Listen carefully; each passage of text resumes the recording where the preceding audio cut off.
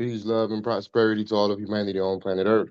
This is Abdul Al-Kabir, Sultan of Morocco, the jour, a duly elected Sultan as of June 8th, 2024. Um, as distinguished from the fraudulent Sultan that's pretending to be something that he's not. Today, we will be continuing with the read regarding the question of Morocco, in which several delegates of the United Nations representing their respective countries we're discussing matters surrounding the sovereignty and independence of Morocco and its people against the French Republic, who instituted colonial mechanisms, and in doing so, violating the provisions of the Treaty of Fez, which and the Act of Algeciras, which guaranteed the sovereign independence of the empire and the sultan. Um, so we'll be finishing up that read. Let me share the screen. And we'll also take a look at uh, uh, a proclamation that was made by the Iqbal Party or the Liberation Party during a time in which the Sultan was in exile. You know, he was exiled or deposed, placed in exile by the French government to Corsica and then Madagascar.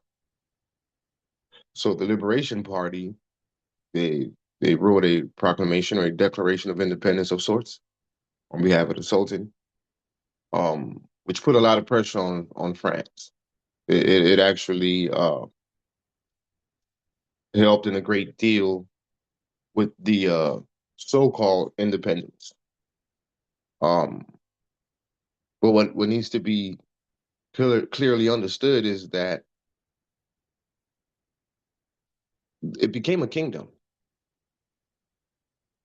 during the colonial French rule. It was an empire. So, and an empire is greater than a kingdom. It has a higher status, much higher. So, if you demote your country and your position from empire and sultan to now kingdom and king, is that really truly independence? That's a question for the floor.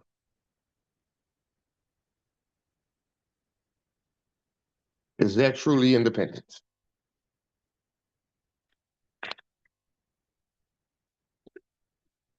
My answer to that would be no. Independence would mean that you maintain the empire, you maintain your status, you maintain your title, and the colonizer, in this case the French Republic, um, gets back into their proper status, which is that of the subordinate state to the empire. See, the French government was subordinate to the empire. And somehow the French government became superior to the empire by way of colonialism, a lot of which had to do with the fracture of the empire, the Moors undermining the Sultan. It's a lot that took place during that era of time in which the empire was losing its power and authority, which allowed the French government to usurp the sovereign authority and power of the empire and the Sultan. Um, and obviously had a lot of assistance from other foreign European nations. Can you all see my screen? Or am I not sharing the screen? No, Can you're you all not see my screen? sharing. No, You don't see it, okay.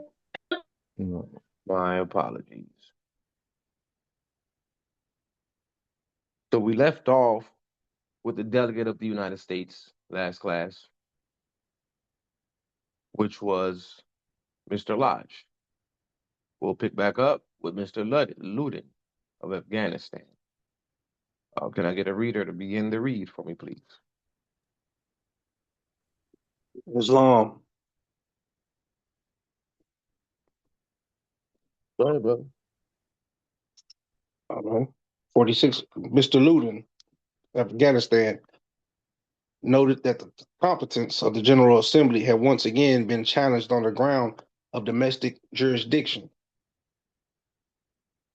He would examine the context, nature, and relevant provisions of the Treaty of Fez to see under what circumstances it had come into being, to what extent France had fulfilled its obligations under it, and whether, in that light, it was binding on the people of Morocco, because it was on the basis of that treaty that the claim of domestic jurisdiction had been made.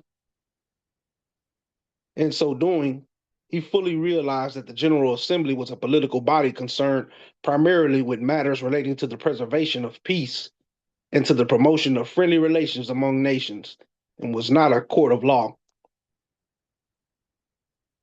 The Treaty of Fez had been preceded by other treaties to which Morocco had been a party and which had determined its character and content. A number of bilateral treaties concluded in the 19th century had given consular jurisdiction and extraterritorial rights in Morocco to several European states. That game of protection and interference in the internal affairs of Morocco had proved so attractive that the German Kaiser, during a visit to Tangier, had proclaimed himself in March of 1905 the sole protector of the sovereignty and independence of the Sultan.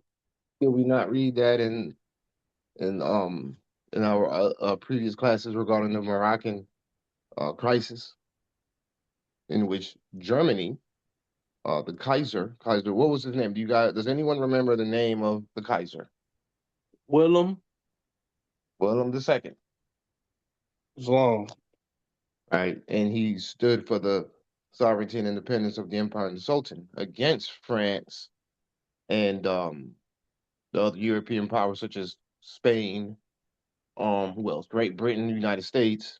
Now this was back in 1905, long before the actual Treaty of Fez. So he had already recognized ahead of time that the French government was seeking to colonize Morocco, and the Kaiser was trying to not stand for it. But in the end, he lost that argument, and it brought the Empire of Morocco to where now the French government was able to um, complete its mission that the Kaiser was fighting against on behalf of the empire. Very interesting story. Continue, brother. The conference called by the interested states as a result of the ensuing crisis had led to the General Act of Algeciras of 7 April 1906, in which the signatory powers agreed on the sovereignty and independence of the Sultan. The act had temporarily saved the sovereignty and independence of Morocco, subject to the privileges enjoyed by the signatory powers. The Republic of France, however, had been making persistent efforts to negotiate bilateral treaties with other powers concerning their interests in Morocco. It had been assuming the responsibility of discharging certain of the international obligations of Morocco without the latter's knowledge or consent. Finally, the Franco-German Convention concluded at Berlin of 4 November 1911 had proved to be the foundation of the protectorate regime. The French Republic became the sole agent of the interested powers in Morocco. It then made itself the sole power representing Morocco in the international field by imposing its protection on Morocco. The Treaty of Fez, signed on 30 March 1912, had been concluded between the government of the French Republic and the government of His Sharifian Majesty. Ratification of the treaty by the people of Morocco had not been stipulated, and in fact, they had not approved of the treaty, but had maintained their unequal but continued struggle to resist aggression and to recover their freedom. As General Galam, the former French resident general of Morocco, had attested, not one of the native tribes had submitted to the French without having been subdued by force. the Sultan of Morocco had not fared any better than his people under French protection. Article 3 of the Treaty of Fez, under which France had pledged constant support to the Sultan against all dangers which might threaten his person or throne or endanger the tranquility of his state, had proved of no avail when His Majesty Moulay Hafid had been forced to abdicate. Nor had the protecting power discharged its obligation to His Majesty Sidi Mohammed bin Yusuf some 40 years later. Under Article 1 of the Treaty of Fez, the contracting parties had agreed to establish in Morocco a new regime comprising various reforms which the French government might see fit to introduce within the Moroccan territory. Those measures were, among other things, to have ensured the economic development of the country. Neither the spirit nor the letter of the treaty gave the protecting power the right to replace the government of the Sultan by a French administration exercising direct rule over the Moroccan people. Falls right there, and this is where you start to see where the colonial activities start to take place, because the treaty didn't give them that right. Like it says, those measures were, among other things, to have ensure the economic development of the country. That was what it was all about. It was dealing with assisting the empire to pay off those loans to what, the Great Britain and Spain, and therefore, in doing so, it would be to ensure the economic development of the country. Neither the spirit nor the letter of the treaty gave the protecting power the right to replace the government of the Sultan by a French administration, exercising direct rule over the Moroccan people. You see, and remember the conversation that the French government and the United States government, American government, were having that we went over in 1913, 1914, right? Those correspondences. That's what that correspondence was about. Replacing the Moroccan administration with the French administration, and they wanted to confirm that the United States would recognize and agree to such a transition. Keep in mind that the French government had also communicated with other nations regarding the same situation, many of which did relinquish their authority and jurisdiction in Morocco and allow the French government to take over the control and the authority, which also includes over the Moroccan people. So, as you see, this document, commonly known as the Question of Morocco, is revealing a lot of historical accounts.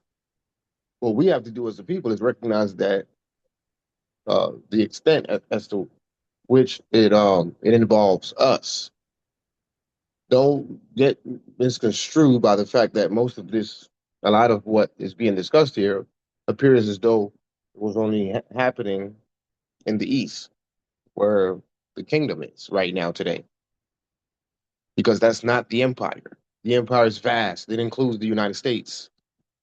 So that means the Moroccan people are the misclassified Negroes, blacks, and colors in the United States. Those were subjects of Morocco, just like Dred Scott, right?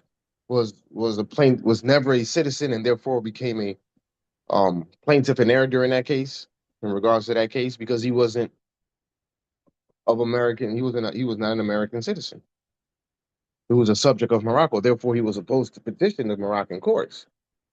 Furthermore, how is it that the sundry free Moors of South Carolina were able to get that legislative act passed, the Sundry Free Moor Act, if they weren't subjects of Morocco, and if they weren't in Morocco? But we also know that the United States is in Morocco. So again, don't get it misconstrued that it appears as though they're only talking about that jurisdiction in North Africa. The empire is vast, which also includes the United States. That's why it's referred to as Al-Maghrib al-Aqsa, Morocco of the farthest west. So if you got Morocco in Africa, which is northwest Africa, i.e., the western seaboard of Africa, the African continent, then what would be the extreme west? Obviously, the west, which is north, central, south, Morocco, which is now known as North Central South America. So again, don't get it misconstrued. They're talking about you, Moors. In fact, let me remind you, they said here that neither the spirit nor the letter of the treaty gave the protecting power the right to replace the government of the Sultan by a French administration exercising direct rule over the Moroccan people. All right. So who are the Moroccan people? Reminder, reminder. Can you all see the screen? Yep, you can. Real pure blood Moroccans. This is what Moroccans look like. Moroccan Girl. Portrait of Moroccans by Spanish artist Jose Tapiro Ibarro. All right. The funeral day scene from Morocco. Moroccan who has passed away. That's his funeral. Look at these. This is what they look like. Prisoners, Moroccans, 1875. So Moroccans, look at this Moroccan here who had this man as a prisoner, two of them, one on the ground laying, and the other one sitting, hunchback, all the way to the right. You see him right here. White folks, Europeans, or whatever you want to call them. This is what the Moors look like, the Moroccans. Okay. All right, let's get back to the reading. I needed to remind y'all of this. So they exercise direct rule over Moroccan people through their bilateral, like the document reads. It went through consistently establishing bilateral treaties with other signatory powers, like with Germany, the Franco-German Treaty. So they are governing, ruling over Moroccan people through their European counterparts. So France was ruling over the black man in America through America. Do y'all follow what I'm saying? Does that make sense? Did you hear what I said? Yes, sir. It's And loud. that's why they got the French quarters in New Orleans, which is, if you ever been down there, those are all Moorish buildings. Yet they call it the French quarters. These are all Moorish buildings. They have the tracks for the streetcars. I don't know if you guys know what a streetcar is, but it's like a train thingy, right? A train vehicle that operates on electricity. So it has power lines above and tracks at the bottom. There's a book called The Streetcar of Desire, and that streetcar named Desire. Well, and in New Orleans, there's a project it used to be a project called Desire Projects. I mean, New Orleans is very Moorish. And there's an Algiers in New Orleans, Algiers, New Orleans. No, Algiers, Louisiana. I'm sorry. There's an Algiers overseas. Imagine that. In fact, it's in Africa. Algiers. There is in Algiers, Louisiana. So the French had a lot of sway over the Moors through America. So we got to have this understood. This is all part of our achieving knowledge of self, because you also have to know the history. I mean, in the Black liberation movement, right? You don't hear about French involvement with the subjugation of the black man. You don't even hear nothing about the French Protectorate. You don't hear nothing about no Moroccan Empire, none of that. All you know is Africa and Shaka Zulu and the Black liberation movement. We all need to go back to Africa or establish our own country here and all these things, none of which has anything to do with the real history and the real truth and facts about what really happened on this land and the people that are exiled on their own homeland languish as Negroes in the corners of American society. This is very important information, Walter. Okay, good brother. Continue. 51. Wow. Under Article 4 of the treaty, which established the sovereignty of the Sultan, any measure that the new regime might require could not become law until it was established by a decree of the Sultan or the authorities to which he might have delegated his power. The sovereignty of Morocco, according to the treaty, thus resided in the person of the Sultan. Period. The sovereignty of Morocco, according to the treaty, thus resided in the person of the Sultan. So how do you turn around now and then exile and depose the Sultan? There was major betrayal all across the board against the empire. But that was by design. It was their opportunity to break our what? What did they say? Break our spirit, force us into capitulation. That's why it's called the regime of capitulations or capitulations of regime. So the regime is France and the capitulations is the surrender of the Moors, even though there was uprisings. There was uprisings in the West, but those uprisings were not based on the proper concept and context and understanding as to what really was what. The Black Panthers, their uprising, so-called uprising, had nothing to do with Morocco, right? Because they didn't know nothing about Morocco.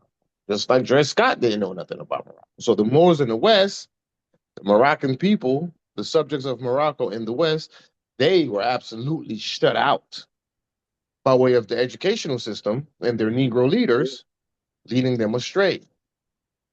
We've been bamboozled, hoodwinked, and led astray.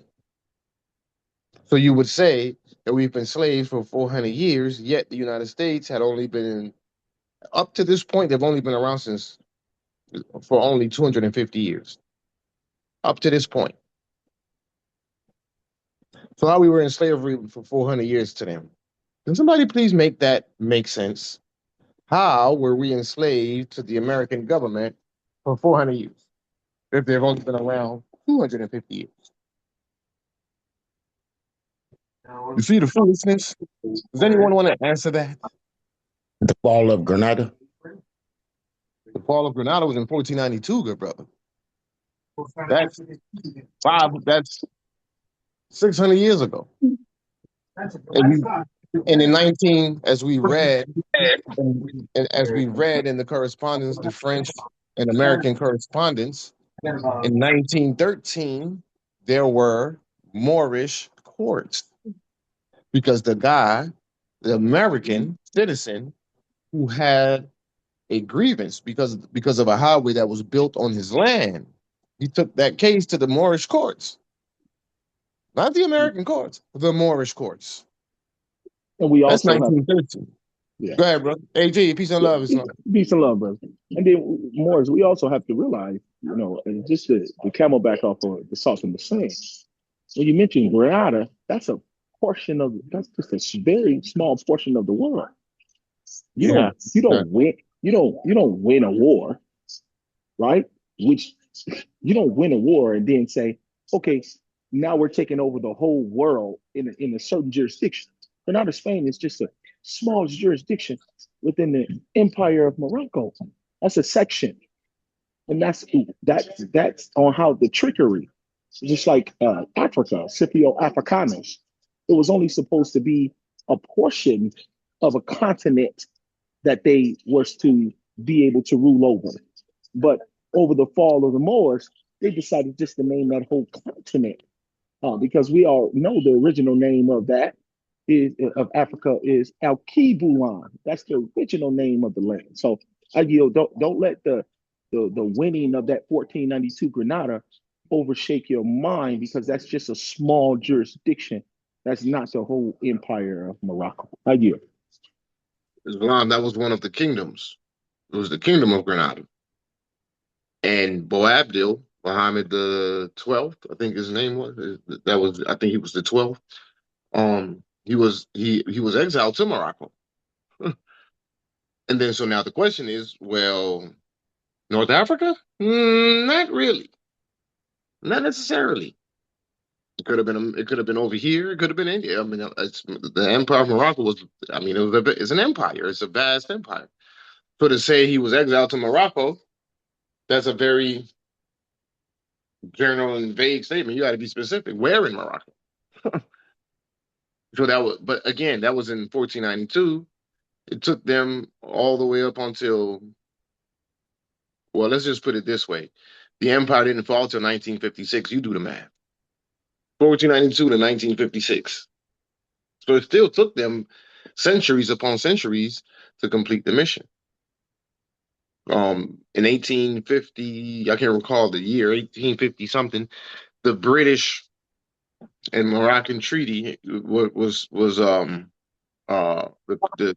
queen was begging the sultan to 56, 56. okay 1856 was begging the sultan to not to not allow the Moorish authorities to intervene with their subjects, their Moorish subjects. Imagine that 1856 they're talking about the Moorish authorities not interfering with their subjects. So we still was in power in the 1800s. Like, so Correct. And let me just, so I'm sorry. We just go ahead. this timeline is so beautiful because we were just speaking about it earlier. And then Morris, what happened in 1789 and 91? George Washington wrote letters to your South and explained to y'all that y'all was still in power. I yield. Yeah. I regret the hostilities of the regencies that that's attacking us, and we did nothing to them, and they're not to be removed. What are those regencies? The Moors. We had a lot of power even during that time period, Moors.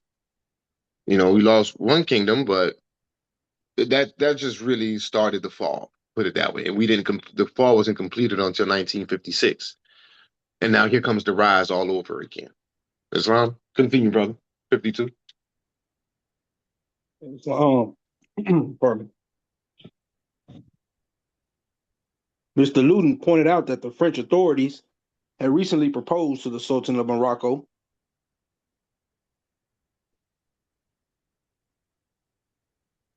adoption of certain measures in the name of reforms, according to which the Sultan would have to share his sovereign rights with the directorates and assemblies which would be controlled by the French settlers in Morocco. The Sultan had considered those measures detrimental to the sovereignty of the Moroccan people, of which he was the trustee and the symbol, and had refused to affix his signature to them. The elements friendly to the French authorities had then carried out their threat and deposed him. Each one of those acts of commission and omission on the part of the protecting power constituted a flagrant violation of the Treaty of Fez, and their collective effect gave rise to serious doubts regarding the validity and binding nature of that treaty. Pointing out that Article 1, Paragraph 2 of the Charter set forth the purpose of the organization to develop friendly relations among nations based on respect for the principle of equal rights and self-determination of peoples, and to take other appropriate measures to strengthen universal peace. He submitted that the French attitude towards the Moroccan question was not in keeping with France's obligations under the Charter. There was no use denying the fact that a dispute existed between France and the patriots, nationalists, and people of Morocco concerning the latter's legitimate rights and aspirations under the Charter. As a result, a state of siege and martial law existed in Morocco. In those circumstances, non-intervention by the General Assembly would be tantamount to approval of France's deeds in Morocco. The Assembly was well within its competence in discussing the matter and was amply justified in lending its influence, prestige, and support to a just and equitable solution of the question in keeping with the principles and purposes of the organization. Mr.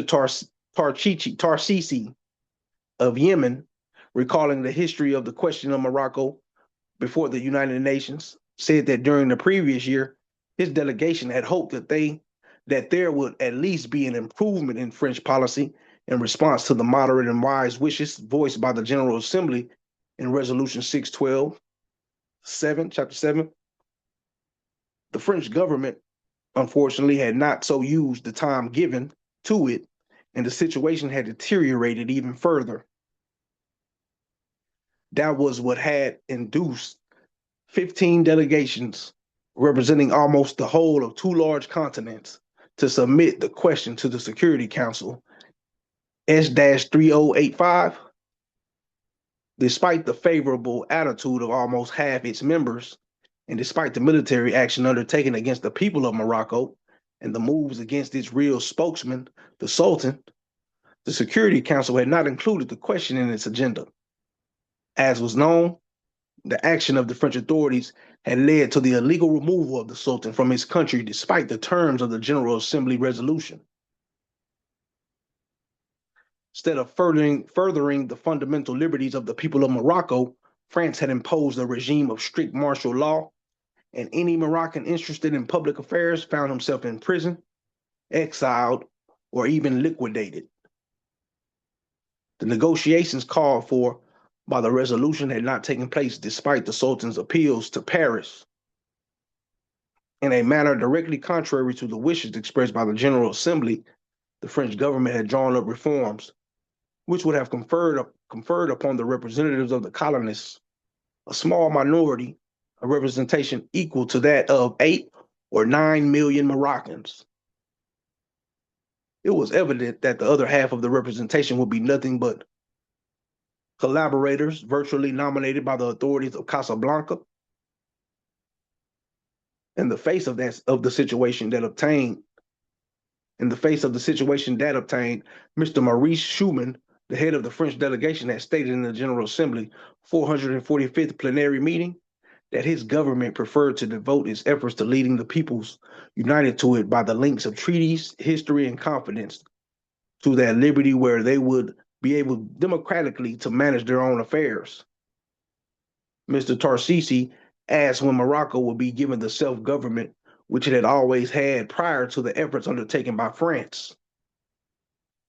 Was there to be further retrogression, which would be called progress towards Moroccan self-government? Point of interest. Wanted to point something out. The same thing I pointed out in the read regarding the which one was it? I think is when we were going over the Moroccan crisis. Remember, I pointed out, don't automatically visualize these people as quote unquote so-called white people per se. And we identified and determined that William Kaiser, or the Kaiser of Germany, right? William II, was a what? Does anyone recall what he was? Was a What his Moor? phenotype was? Yeah, a German one. Yeah. So when you look at someone with the name of, like, let's say, Mr. Maurice Schumann, how many white people you know named Maurice? How we know Maurice Schumann is not a brother? How we know that the French government wasn't being hit by many brothers? You know, there is a thing surrounding the apprehension regarding the Moors sold us out. But that doesn't change your bloodline. It doesn't change your nationality. It doesn't change who you are. It just means that you had a faction of bad actors amongst us. No different than we do as Black people, right? There's a faction of Black men who have been working against Black people. Same crap, different toilet. But it's interesting to note that a lot of these authorities that bear the foreign names of French, British, King George III was a brother. Queen Charlotte of Mecklenburg. It's where you get Charlotte, North Carolina, Mecklenburg County. Queen Charlotte of Mecklenburg was a sister from Great Britain during the time of the Empire. Very interesting, isn't it? Do y'all hear what I'm saying here? Right, right. She was yellow bone. Not even. She was a little. I've seen pictures of her darker than that. I think that's a whitewash version. What you seen, she was darker than that. She was like the same complexion of King George III. Mm. Yeah, she was much. I've seen pictures of her much darker than that. But the point that I'm saying is, there's something more to this story regarding who is the ones that are really doing this. For automatically placing the blame on what the Moors call paleface or so-called white people. Oh no. There's more to that story. Remember, a lot of these folks were Mamluks. Mamluks are slaves on behalf of the Moors, Slavic slaves, etc., who would also take on high positions of administration, such as presidents and prime ministers. Pharaohs. There was a pharaoh, a Mameluke pharaoh, once upon a time. When I was researching the name Al-Kabir before taking it on, I came across that. There was a pharaoh, a Mameluke pharaoh. But he was working for and on behalf of the Moors of a specific faction, government, or what have you. It's in John Wick 3. John Wick had to go to the Moor in Casablanca, Morocco, to get that contract off his head. Meanwhile, throughout the whole movie, all you're seeing is white people running the whole show. Yeah, well, behind the scenes, it was a Moor running the whole show. Just food for thought. Gotta look at your own people. This fight is between the Moors, and the white man is in the middle. It's a hell of a sandwich, isn't it? Continue, brother. Turning to Article 3 of the Treaty of Fez, under which the government of France had pledged constant support to the Sultan or to his successors, he pointed out that the present Sultan found himself in exile on the pretext of protection, as if a popular monarch could not be protected within his country in which France claimed to be ensconced only for the purpose of maintaining law and order. The Treaty of Fez did not say that the Sultan must forego his authority, his people, and his aspirations in order to purchase, at that price, the support of the French government. In addition to flinging a challenge in the face of the United Nations, France had been guilty of violation of the Treaty of Fez, illegal deposition of the Sultan, the illegal deposition of the Sultan in violation of the official law and traditions of Morocco, recognized by France itself, and the illegal appointment of a new Sultan in violation of the same laws. What should be done in the face of those overt acts? Should the International Court of Justice be asked for a new judgment condemning France's acts in Morocco? Should there be recourse to the United Nations? An attempt had been made to introduce the question in Paris during the sixth session, 342nd plenary meetings.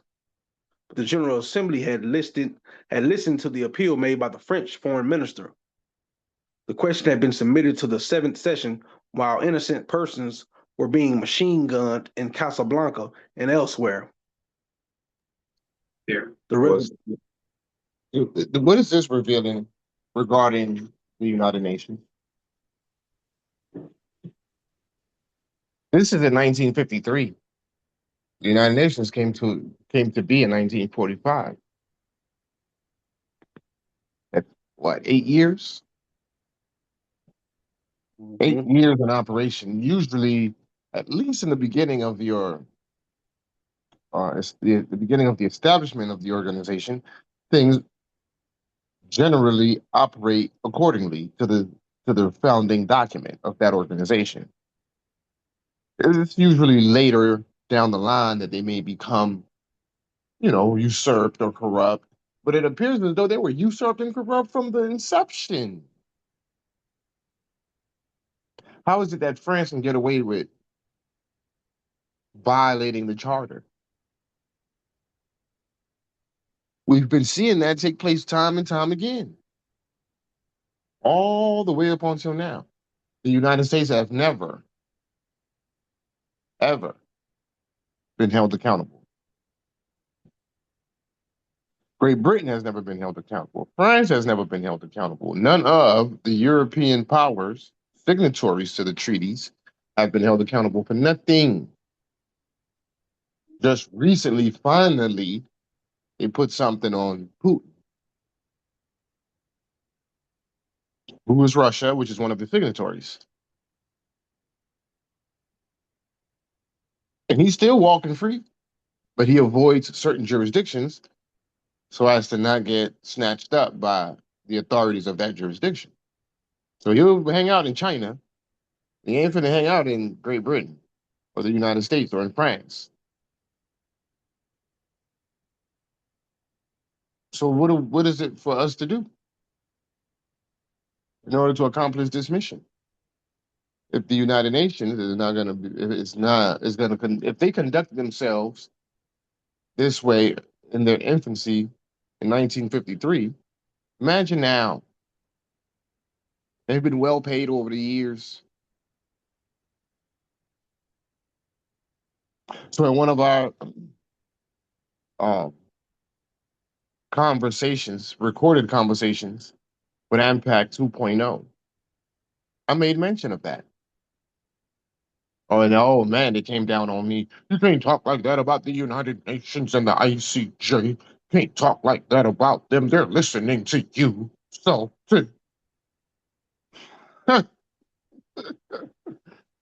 lead actor. You're just a lead actor. Well, hey, one thing about me, I call it as it is. I call it as I see it. And I see what I see. This is not going to be boiled down. This is not going. Decolonization is not going to be based on the United Nations, Morris. They're telling us in this document, yes or no. Absolutely. We're It's gonna not going to need be based on that. we're Well, gonna then what need is it going to again be based on? us building a relationship with the with a foreign power, a signatory power. I have to build relationships with other nations, political reforms and social reforms. Even the ICJ ain't doing nothing about it. But then over there, they're talking about we're going to the ICJ. We're going to the ICJ. Pacific Settlement of Disputes. Pacific Settlement of Disputes, I say it again, is for recognized member states of the United Nations to settle their disputes. Has nothing to do with those who aspire to establish sovereignty and independence by way of decolonization reforms. It has nothing to do with that.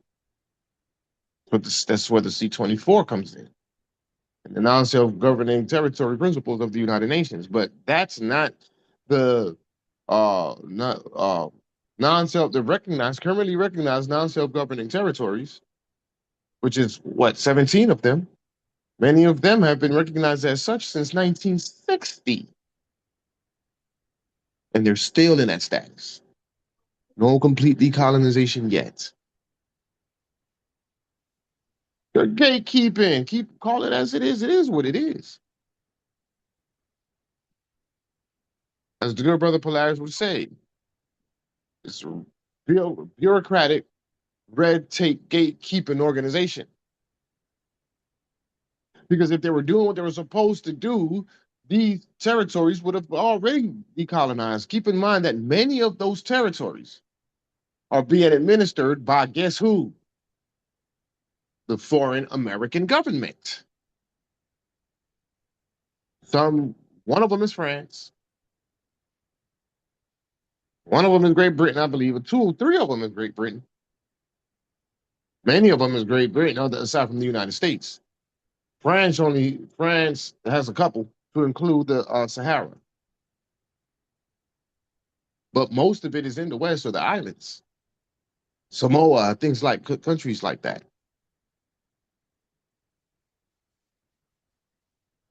That's not to say that we need to forego. No, we must remain steadfast in the decolonization process. We just have to be able and willing to course correct and adapt in order to accomplish the goal. Right? You have to, when you're navigating a ship, you have to chart your destination. If you fall off track, you rechart to come back on track. So we're just going to be recharting until we complete this damn mission, aren't we? We ain't going to stop. We're just going to figure it out. It's at our hands. We just got to keep pushing. The meek shall inherit the earth. It has been written. It has been signed. We are currently working towards what? The delivery. Signed, sealed, and delivered. Go ahead, brother. You may continue.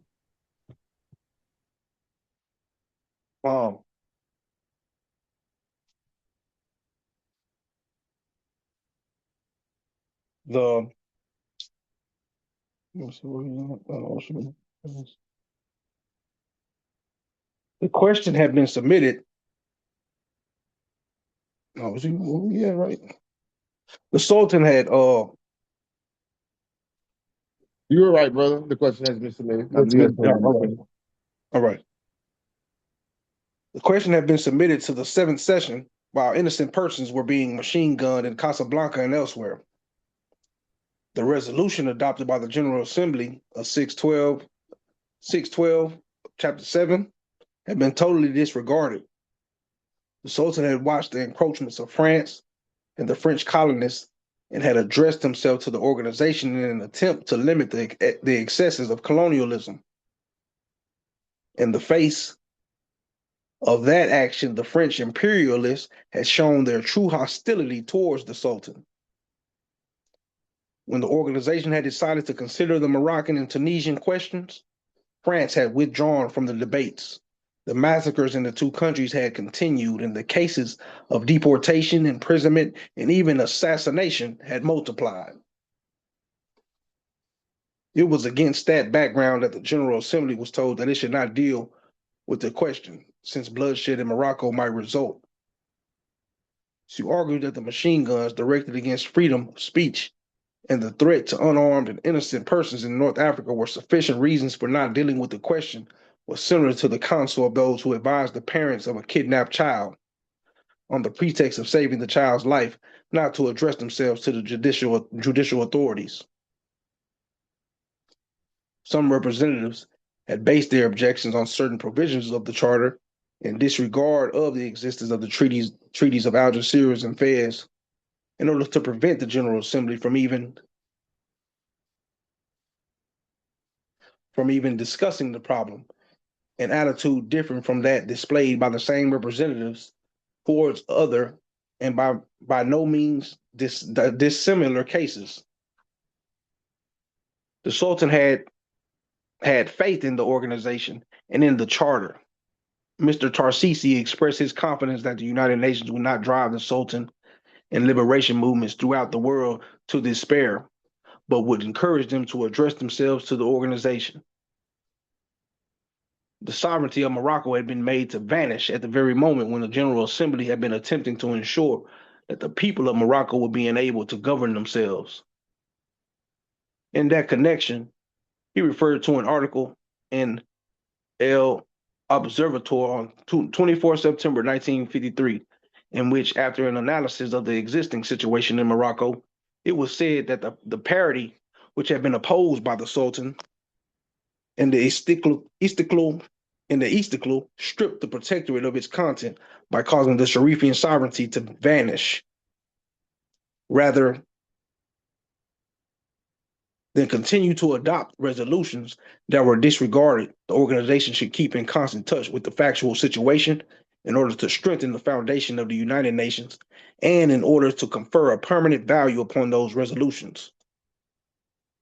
The situation in Morocco was more dangerous than it had ever been in the past and could not be eased by imprisonments and deportations, as France well knew from painful experience. He refers to the attitude of liberal elements in France and to the resignation from the French government of Mr. Mitterrand, who has subsequently written that while the Sultan was the enemy of France, it was incumbent upon the French government to abide by its international undertakings. There were others in France who were outraged at the conduct of the French government and who had come out to plead the cause of true friendship between France and the people of North Africa. If the will of the organization was to strive to restore the situation while leaving the door open for France to readjust its attitude, the 13th Power Draft Resolution, AC.1L.60, provided the appropriate way. Mr. Barrington of Burma was disturbed at the highly legalistic approach which some member states took towards the charter. Those delegations tended to seize on one particular provision of the charter, to consider it in isolation, and to give it an interpretation which, if accepted, would prevent consideration of a question regarded as embarrassing or inconvenient. Indeed, some appeared to hold that it was sufficient for a member state to make a unilateral claim that any given question fell essentially within its domestic jurisdiction to prevent even the discussion of the question. That was a dangerous doctrine, which, if accepted, would make the charter almost meaningless. The charter was not merely a legal document, it was a living document whose provisions were so interlinked that it was impossible to isolate any one of them. A document which reflected the hopes and aspirations of mankind.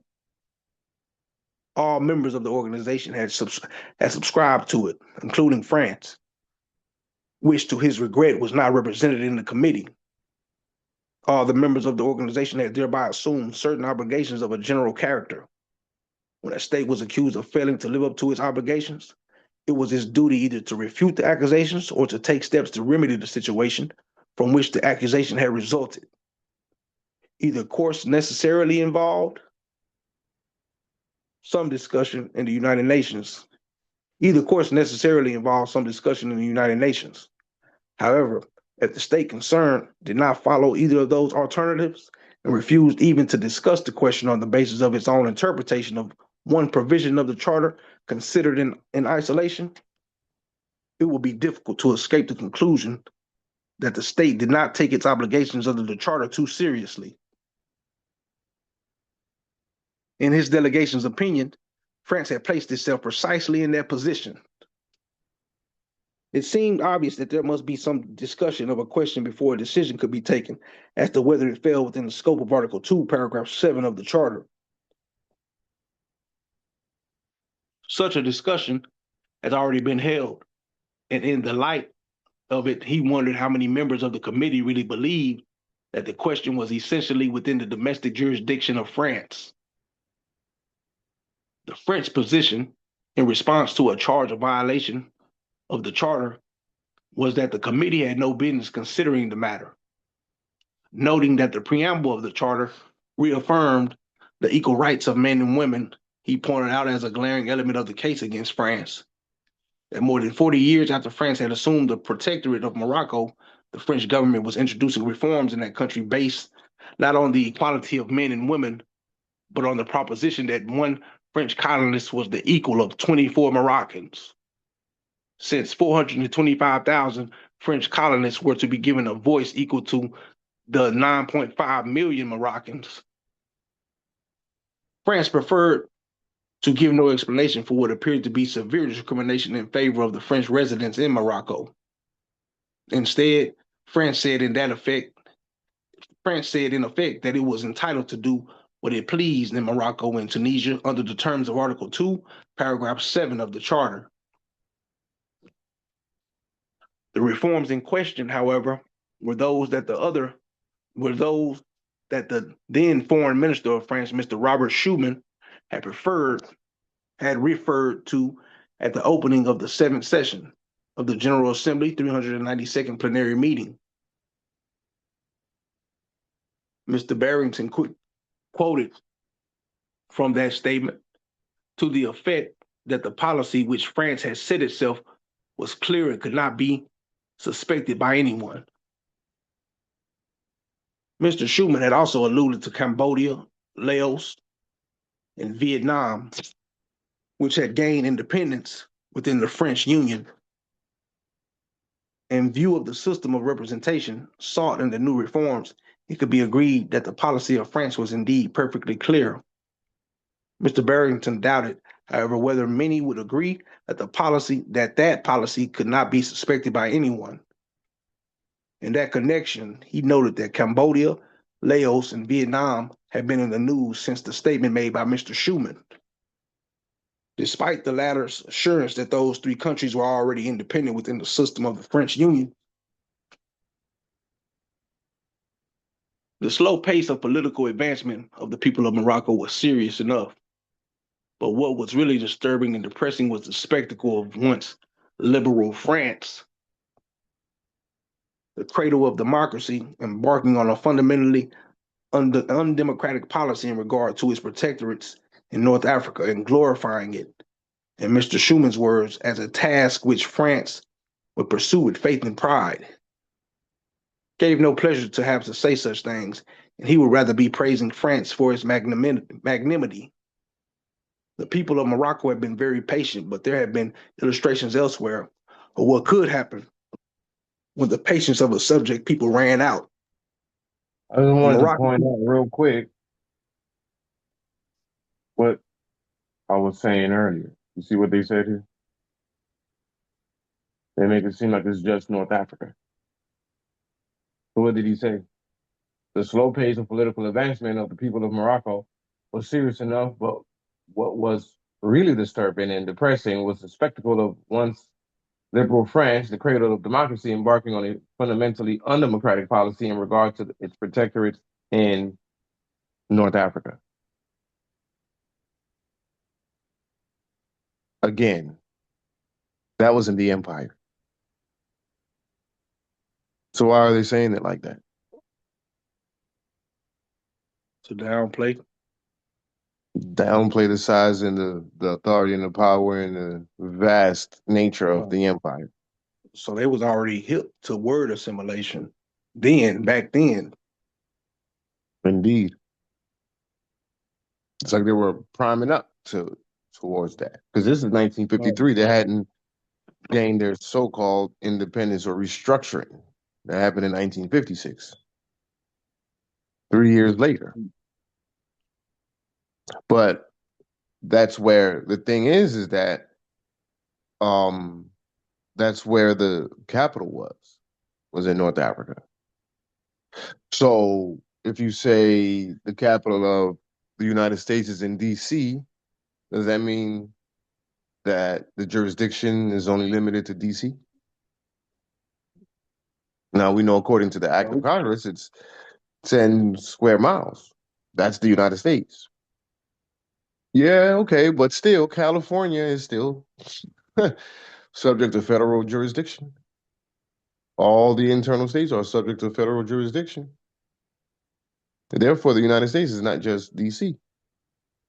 It extends to all 50 states. Same thing with the empire.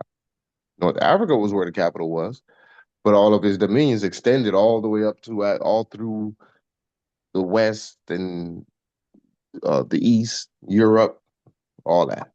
All the signatory powers, all those continents, All those signatory powers, land masses. all those signatory powers are in Morocco. The United States said that about themselves. The United States in Morocco. We are charged with the protections of the native Moors in Morocco, and the United States is in Morocco. That's what they said. They even said that they're aliens in Morocco. But yet, here, he only points out North Africa. I just wanted to point that out. Continue, brother.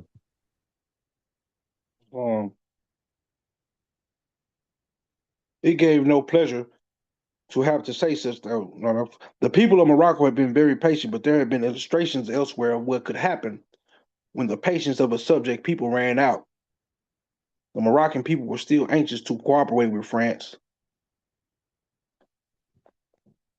And although many might be becoming disillusioned, his delegation still hoped that France would soon act speedily to remedy the fast deteriorating situation in Morocco. What was required was not merely an acceleration of tempo in the introduction of reforms, but insofar as some elements were concerned, an actual reversal of policy,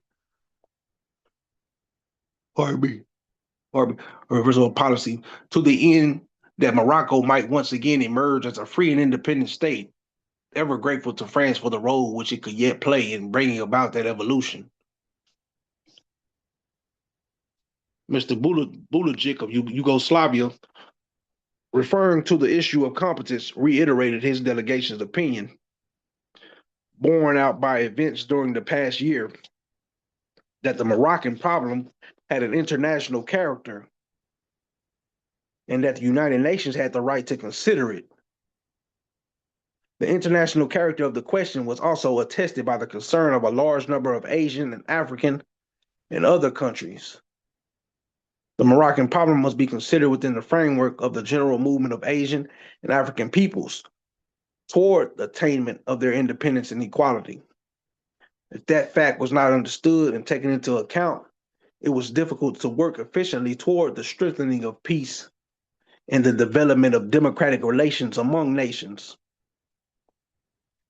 It should be borne in mind that the contemporary problems could not be solved through obsolete methods of political pressure and of administrative measures. To attempt to maintain influence over a country through such means was a very dangerous course, which could only further complicate matters. The Yugoslav delegation adhered firmly to the principle of the right of each people to self-determination, which was embodied in the charter. His country, which had been defending for many years and at a great sacrifice, its rights to freedom and an independence, would not be true to itself if it denied that right to other peoples or failed to support them in their efforts to achieve it. No people wished to live under conditions of dependence and inequality unless that was understood and the appropriate steps were taken, and an ever increasing number of problems, even more difficult and grave, would arise, regardless of arguments as to their domestic or international character.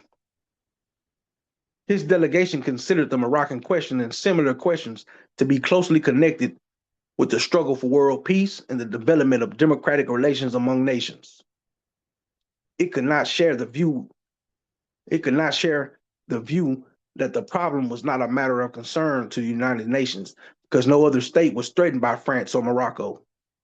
The existing world was so interdependent that a dispute between two countries, and especially one assuming the proportions of the Franco-Moroccan conflict, must necessarily endanger international peace and security.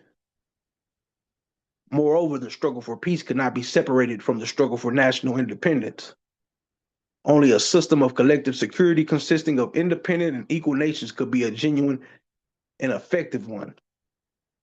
As for the resolution adopted by the General Assembly at the 7th session, 612, chapter 7, Mr. Bulajic observed that it was perhaps... That's not chapter 7, by the way, good brother. I can't recall what it represents, but it's not chapter 7. Oh, my bad. No worries. Right. Mr. Bulajic observed that it was perhaps to be expected that France would not have accepted the resolution as such. But his delegation had believed, nevertheless, that the measures taken in Morocco would be in general harmony with the recommendations of the Assembly and would therefore contribute to the settlement of the problem. However, events had taken a different, indeed a contrary and dangerous turn. While his delegation did not wish to deny the importance of all that France had done in Morocco or its contribution to the general progress of that country, the question was whether the reforms carried out by France, and especially those carried out recently, were in keeping with the strivings of the Moroccan people, toward full independence. Seemed obvious that they did not correspond to the aims of the Moroccan people, and he regarded that as a basic cause of the existing tension. Stressing the ties of friendship between Yugoslavia and France, he said that his delegation was convinced that France was fully capable of approaching the solution of the problem realistically and constructively, and believed that such a solution would give France new strength, increase its prestige, and serve its best interests. Such a solution would at the same time constitute a new contribution to world peace and security. In conclusion, Mr. Bulajic found it very encouraging that the Moroccan and other peoples were appealing to the United Nations for a solution of disputes of that nature. That was a proof of the great prestige and authority that the organization enjoyed. The decisions of the United Nations should be such as to justify and strengthen that confidence rather than forfeit it. The meeting rose at 5:50 p.m. Islam, and that's when the meeting rose. So the in conclusion is what I like to take a look at. In conclusion, Mr. Bulacic found it very encouraging that the Moroccan and other peoples were appealing to the United Nations for solution of disputes of that nature. That was a proof of the great prestige and authority that the organization enjoyed.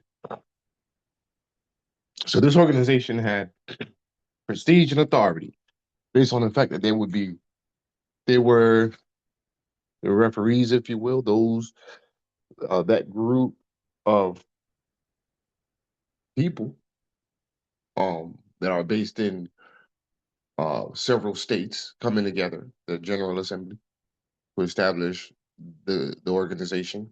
Right, their job is to maintain, assist the world in maintaining peace and security, and also to observe the sovereign rights, territorial integrity of each state. However, when it came to the empire and France, they forfeited. So the decision of the United Nations should be such as to justify and strengthen that confidence rather than forfeit it. Well, they forfeited it. They didn't justify and strengthen that confidence that the world once had in the United Nations.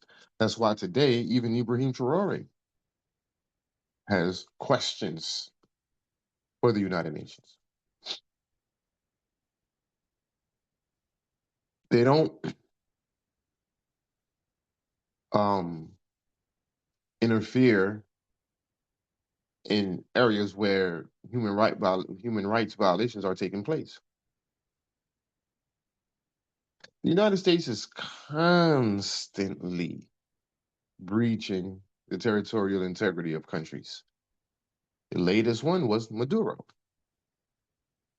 Now they're going after Greenland. They're displacing the Palestinian people. So on and so forth. I mean, the examples are just numerous. Coup d'etats in Cuba, coup d'etats in Iraq. You know, coup d'etats when you go in there and you remove the head of state and replace them with someone else. Like what was attempted to be done to me, remove me and replace me with a puppet, like France did with the Sultan.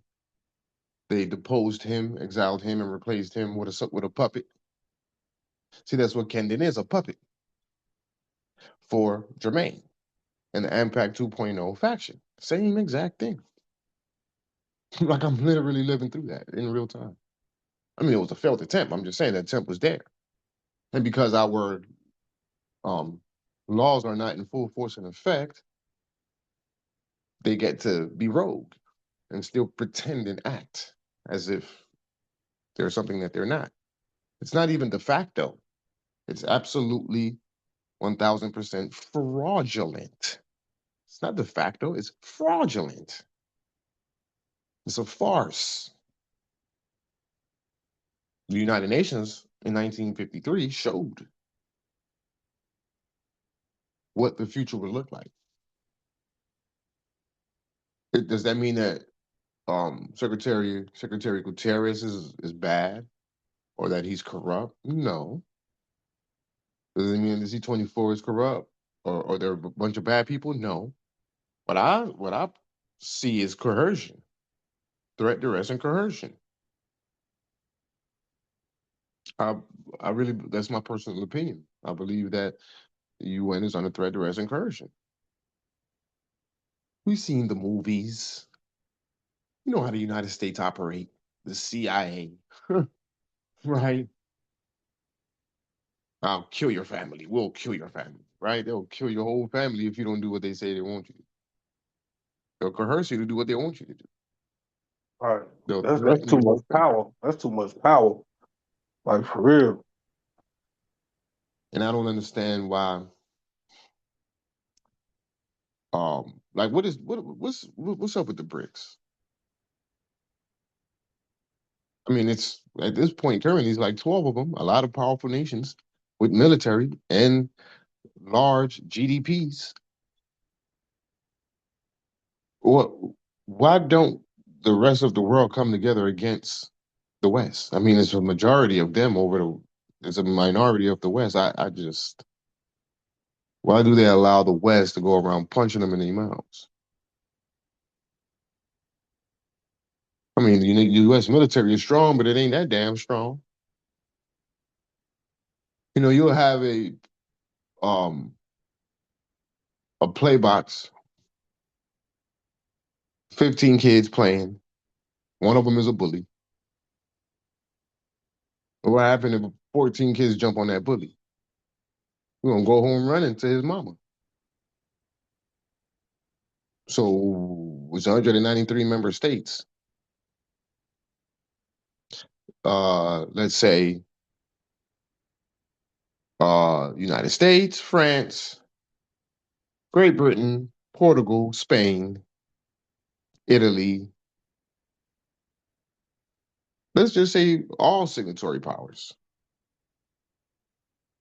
So you got 193 member states. 12 of them are signatory powers of the Act of Algeciras.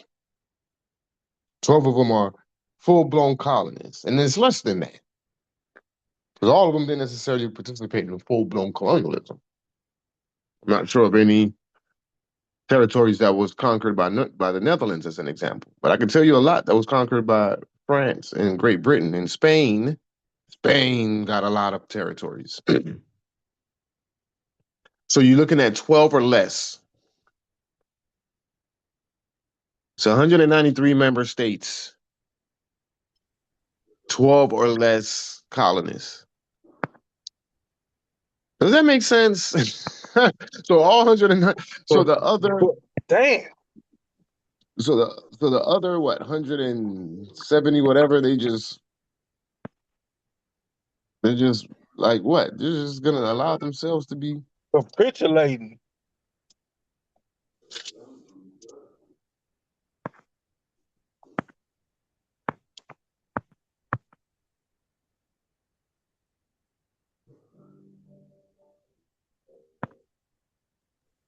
Can you all hear me? Can you all hear me? Long. Okay. Yes. It's Yeah, long. yeah. I had a little issue. Long. So yes, what was I saying? I lost my train of thought. I got disconnected for a second. Out of Um, 190, The 12 nations 193 members. that's right. controlling the world. I don't understand it. Ain't that many bombs and bullets. And enough Navy SEAL Team 6 and Rangers. It's a far larger amount of people. And most of which are dark skinned melanated people. Why don't Africa come together? Just Africa alone. They're already ahead of the game. They got states, they got countries. They're not a bunch of misplaced Negroes. Like the black man in America. Somebody got to mute themselves. Brother Bay State, I need you to mute yourself, please. You have some background noise. I don't know. I guess we'll find out at some point in time. But none of what I just stated uh, uh, will deter this mission and this movement. It was written. We just gotta remain steadfast and carry it out. Let's go into the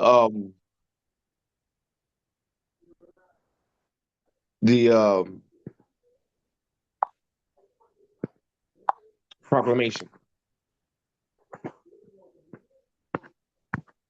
Hold on 1 second here. Okay. Okay, so we'll go straight to the proclamation. This is the text of the proclamation. Proclamation of Independence of Morocco. The Proclamation of Independence of Morocco, also translated as the Manifesto of Independence. Brother Bay State Republic, I need you to mute yourself. Let me see if I can mute.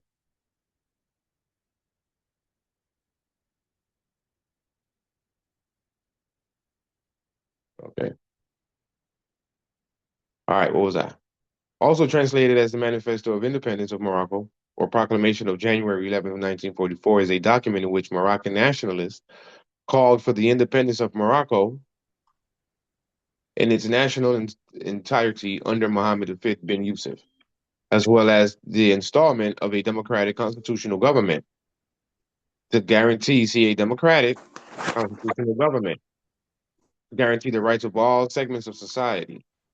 January 11th is an official government holiday in the Kingdom of Morocco, not in Morocco, in the Kingdom of Morocco. So it became a democratic constitutional government. Okay, the democracy aspect is the system that guarantees the rights of the people. Disregard what you learn as a Moorish American. This is not a democracy. This is a republic. That's what they keep saying about the United States. First of all, that's not your country. You shouldn't even be worried about what their structure is. You need to be figuring out how to get up out of their jurisdiction and establish your own country. Go back home. That's number one. But a republic is the people. And the democracy is the mechanisms that guarantees the rights of the people. One of which is the rights of the people to elect their officials. Two different things. One represents the people, the other one represents the system. So republic is the people. So the United States is still a republic with a democracy. The people voted for Trump by a landslide. So the republic used the democratic process to elect Trump. That's the proper concept, Morris. So it is still a republic that utilizes the democracy. It's not the democracy is not the platform that was established to undergo the unum sanctum policies and it's a corporation and all this Moorish American nonsense. It's just straight foolishness. We got to just grow out of that. Pull out your Black's Law Dictionary and look up the word democracy and then look up the word republic, study and make yourself approve. So that's the context of what it is that we're getting ready to read. So you have the Arabic version on the left and the English version on the right. Okay, brother, go ahead and read that for us.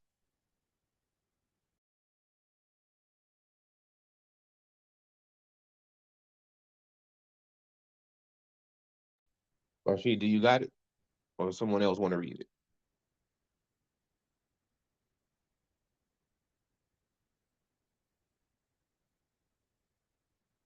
Is anyone there? Can you all hear me? Islam, yes. I'm here. All right. Go ahead, speaker. Allow the speaker to read. Where do I start? Okay, let me see. Right here, the English version, praise God. Okay. Text of the Proclamation of Independence of January 11, presented to Sultan Muhammad V. Praise God for the Istiqlal Party. Istiqlal. Praise God for the Istiqlal Party, which is composed of members of the former Nationalist Party as well as independent persons. whereas Morocco has always constituted a free and sovereign state, and that it has held its independence through 13 centuries up until the moment when, under particular circumstances, a protectorate regime was imposed upon it. Whereas the regime's Pause right objective. there for 1 second. So now, hold on, speak. Okay. So you see, in the question of Morocco, what did they say? How long? Okay, question for the floor. In the question of Morocco, how long did they say that the empire was around? 13th century. 13 centuries. No, that's not what they said. Thousands. Thank you. They said over 1,000 years. Over a Mhm. thousand years. Over 1,000 years was what they said. So does that not line up with what the Istiqlal party said? What is a century? 100 years. 100 years. So that means 13 centuries is 1,300 years. So we've been independent for 13 years, sovereign and independent for 13 centuries, I should say, up until the protectorate regime was imposed on it. That's a long time to be to that's a long run, and it goes beyond 13 centuries. But this is what at least the Istiqlal party have determined, because that's what they put in their proclamation. But it definitely certainly goes long before 13 centuries. But go ahead, speaker. I just wanted to point that out. That was a very interesting point of interest, because the people of Morocco said it, the nationalists, those who are seeking the independence, said it. Keep in mind, those were the ones in North Africa, but they still speak for the greater empire. Go ahead, speaker.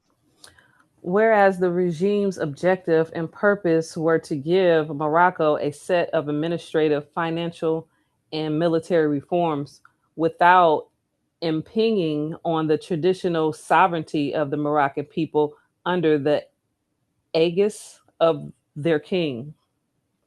Whereas under the regime, the authorities of the protectorate have replaced that system with a system of direct and despotic rule for the benefit of the French colony, including the military and employees, in which Morocco only plays a minimal role, and in which the French authorities have not attempted to address the various needs of the different elements of the country.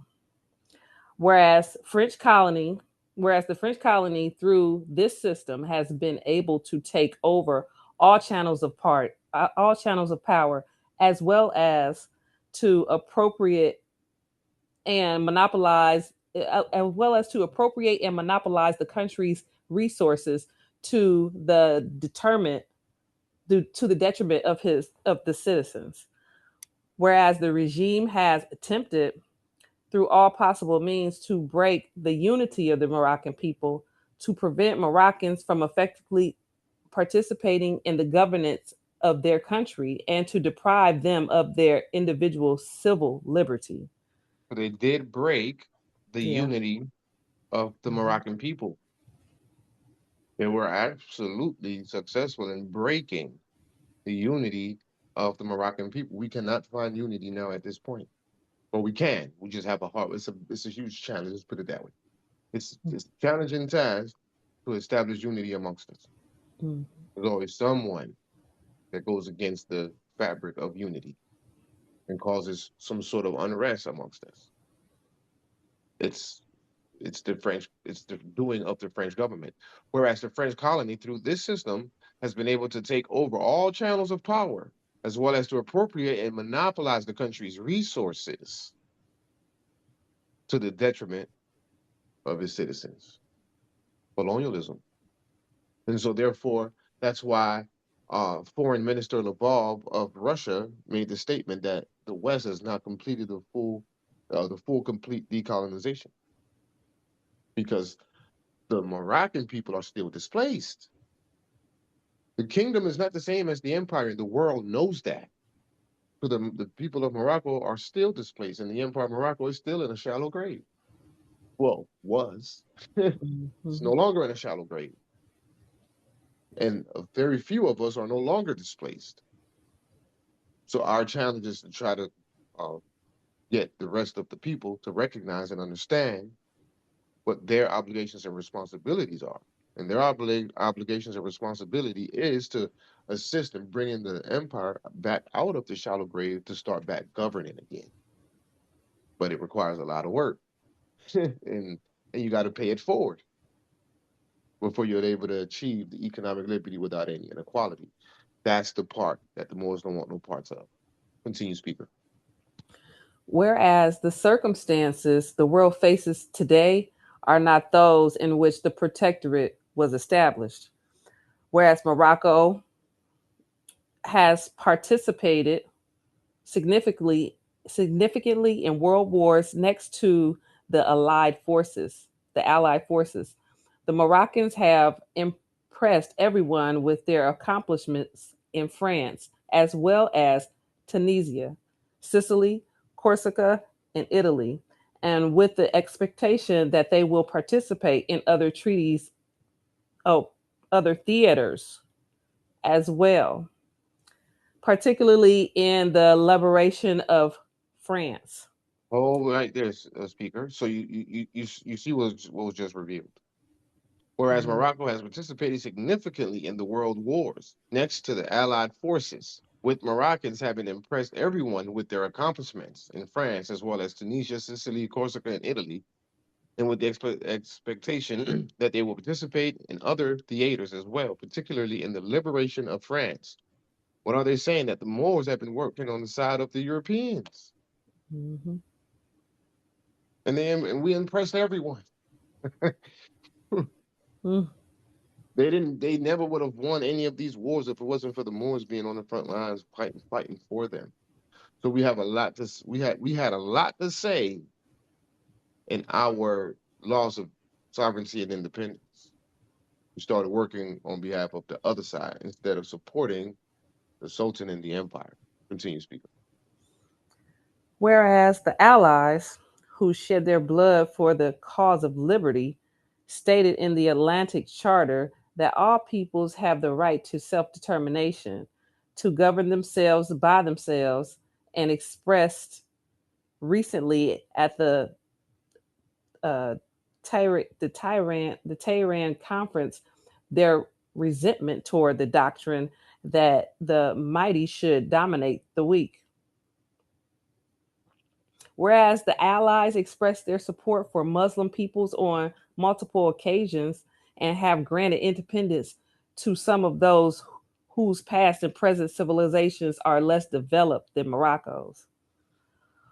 Whereas the Moroccan nation, which is harmonious, which is a harmonious union of its different elements, feels what is rightfully its own in terms of rights and what is upon in terms of responsibilities within the country and beyond its borders under the patronage of its beloved king, and profoundly appreciates its democratic liberties, which are instinctively consonant with our true religion, which has been the foundation of governance in fellow Islamic countries.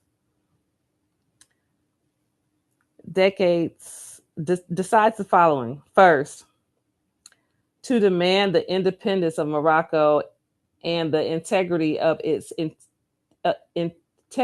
territory under His Majesty the King Mohammed bin Yusuf. May God aid and glorify him. Don't ask me why they keep referring to him as king and they keep saying this king stuff. Um, Again, it's in Arabic and it's being translated. And if you were to ask me, it was incorrectly translated to say king versus sultan. Continue speaking.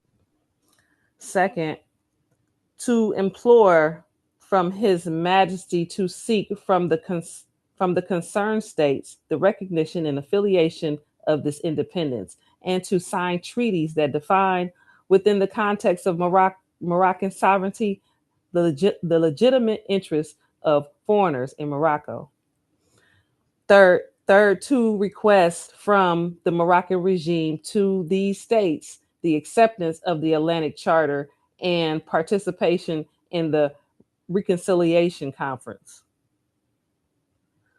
Fourth, to request from His Majesty to include under his patronage the reform movement that Morocco depends on from within, and to bring his apt attention to the creation of a consultative political system similar to the governments in Arab Islamic countries in the East, in which the rights of all components of the people and its social classes are ensured, and in which the duties of all are defined. Peace. That's the end of the proclamation. And these are the signatories: Mohammed bin Larbi al-Alami, Abdelkadir, Hassan el-Assimi, Ahmed Bahini, Ahmed Balafrej, Mohammed Belkadir, Qassem Ben Adel Jalil, Omar Ben Adel Jalil, Mohammed Ben Asus. It's many of them, right? Abdelaziz, Bendris, Amari, so on and so forth. It's 66 Moroccan nationals who signed this proclamation. So who are these Moroccans? Moor. In English usage, a Moroccan. A Moroccan is a Moor. Period. Moroccans. I got to keep bringing that point, or circling back around to that point. That's what these people look like. But yet they'll tell you that the Sultan, where is he at? Right here. That's how they say he looked. Which, I mean, you know, the Alawite dynasty, the Arabs, the pale Arabs, right? You see it there, Alawite dynasty. Muhammad al-Khamis bin Yusuf bin Hassan al-Alawi, better known simply as Muhammad V, was the last Sultan of Morocco from 1927 to 1953 and from 1955 to 1957. Because between 1953 and 1955, what happened? He was deposed, remember? And first king of Morocco from 1957 to 1961, a member of the Alawite dynasty, right? He played a role, instrumental role in something. We're not going to go into that whole story. We just wanted to look at the proclamation. And that proclamation brought about the so-called independence. But again, was it really independence? Or was it the restructuring of they were forced into restructuring the government of the empire? That's not independence, right? That came with a price, a hefty price to not dissolve the empire, because you can't dissolve a country, um, to um, essentially disregard the empire. So they disregarded the empire. Let me see here how to put it. Speak on mute. So they disregarded the empire to go establish a kingdom. Not they, he. Muhammad V, along with France and the United States, Roosevelt assisted with that. They all were happy about that. That's exactly what they wanted. Yeah, just you don't need the empire anymore, Mr. Muhammad V.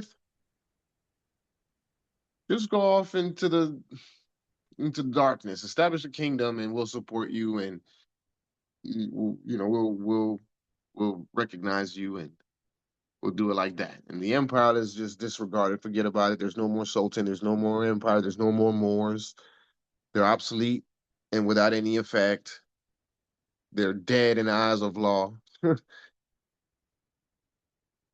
Right? This pen. So this war that we're fighting is perpetual. It's based on the power of the pen, legislation. But it ain't just the power of the pen is not limited to legislation. The power of the pen also extends into literature,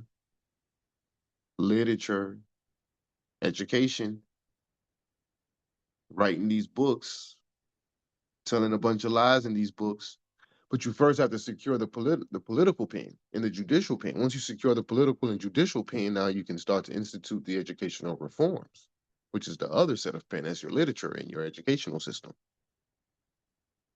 which is controlling the minds of the people. So through their educational system, we were bamboozled, hoodwinked, led astray. What month are we in, Morris? What is this month?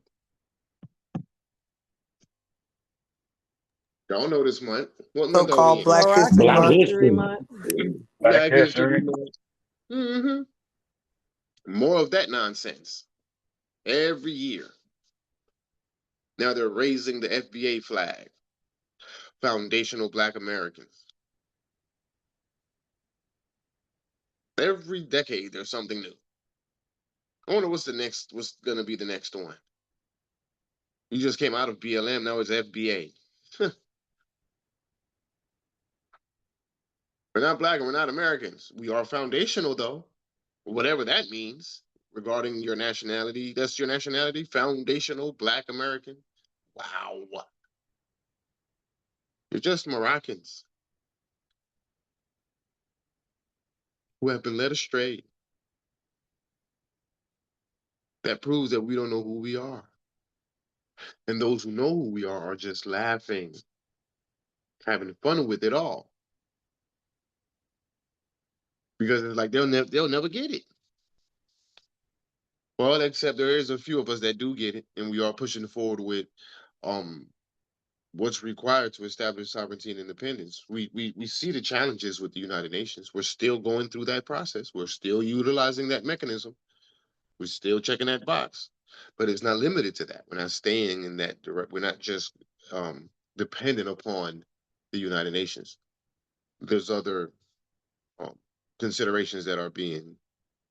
There's other actions that are being taken into consideration. So that's the end of the read. This is clearly is going to be somewhat of a short class, which gives us an opportunity to dialogue for a couple of minutes, maybe 30 minutes. If there's any questions, comments, or concerns regarding what's on the class, regarding what's going on in the world, or any other general point of interest, I yield to the floor. Point of interest. Salter. Yes, sir. So, I see this is all being a setup on us, you know. So in 1953, as you mentioned, you know, France was already setting up Vietnam War for us to make sure that they implemented the draft in 1967 to make sure that the majority of the Moors go fight in Vietnam. It is France to me is the biggest colonizers more than so the Americans are of destroying us. And they were the ones that's supposed to put us back into power. Those people are the worst. I mean, just how they set us up, you know, with all their laws and Americans agreeing with it also.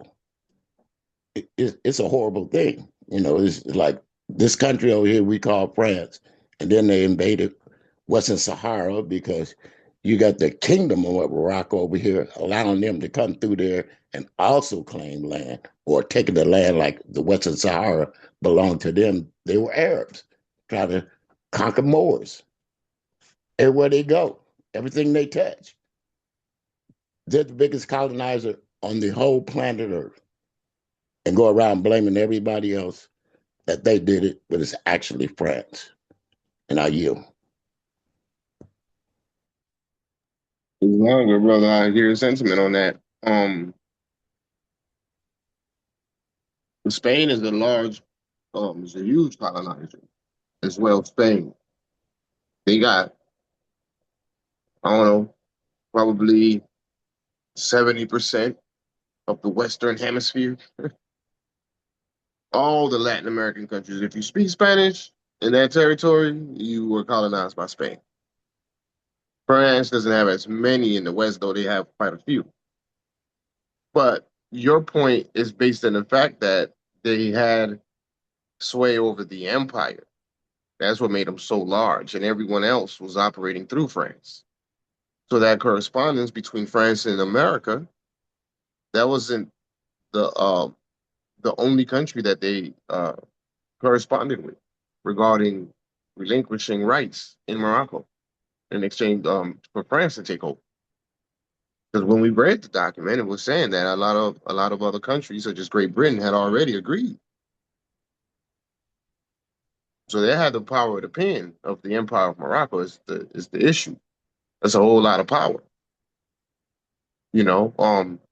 And the United Nations did not assist the people of the Empire of Morocco, the people of Morocco, with establishing or bringing about their sovereignty and independence.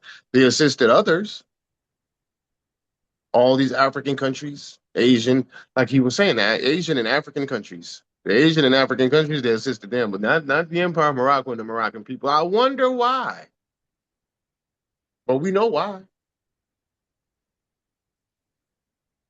Those are the ones. Those are the dangerous ones. Those are the ones with all the power. Those are the ones with all the ingenuity. Those are the geniuses. Those are the ones who had free energy, flying carpets, interconnected cities. They're the ones who established and developed the land of milk and honey that no one knew nothing of. The sacred land in the West. It's a hell of a people. We got to keep them in the darkness. We got to do all things necessary by any means necessary to keep them from rising up. So yes, Muhammad V, disregard the empire and we'll start a little country over there called the kingdom. We're good with that. We'll support you the whole way, every step of the way. As long as that empire and those Moors ain't popping, we good. That's what happened. We were shut out from the world and the searching eyes of the United Nations.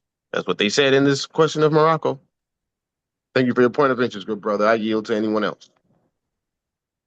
Point of interest. I got a question for the Prime Minister. The Prime Minister, this proclamation, did you see anything in this proclamation that would be fodder for the letters that went out? And the second question, and that's for the floor, is the Atlantic Charter. That's an interesting document. I wonder, get to read that sometime. That Atlantic Charter. Who? Oh yeah. We'll go over the Atlantic Charter. Huh? You will go over the Atlantic Charter at some point. I figured we would. That's going to be a very interesting read as well. And I yield with that. Point of interest. Well, let the Prime Minister answer the question first. Yes, sir. It's excuse my daughter in the background, but as it relates to this topic in particular, no, not anything new that has caught my interest. Me personally, again, when we talk about the more known states, if you will, or more expected states that we could have reached out or we will reach out to. Those have their own plateau or tier, as it relates to the list of states that we have in mind now. But just to answer your question, no, I personally nothing has caught my interest to put anything in particular in the initial letter. No. Islam, thank you for that answer. But there's definitely a whole lot of administrative breach.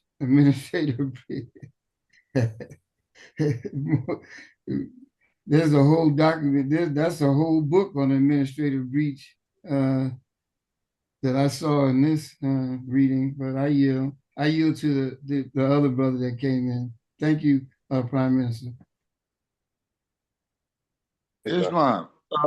This is Abiyallah Amani Bey. Okay. My question is concerning the oath and allegiance. And through the first phase of nationality. I mean, this is what I'm understanding. This is what I, you know what I'm saying, got from the prime. If I'm mistaken, he can clarify it. But the first phase is just me nationalizing, right? Well, brother, let me before you finish. This is not the Good. platform for that question. Bring that question to the Town I'm hall. sorry, the town hall Uh, meeting. There you go. That question is more reserved for the town hall meeting. That's a more private conversation. That's what you're asking is more private, or it's intellectual property and information. Um, Yes, sir. this this particular recording is going to be placed on YouTube, so we don't want to put our processes out like that. So, but we will be more than happy to answer that question in the town hall meeting. And I yield with that. Thank you. Thank you, good brother. Anyone else?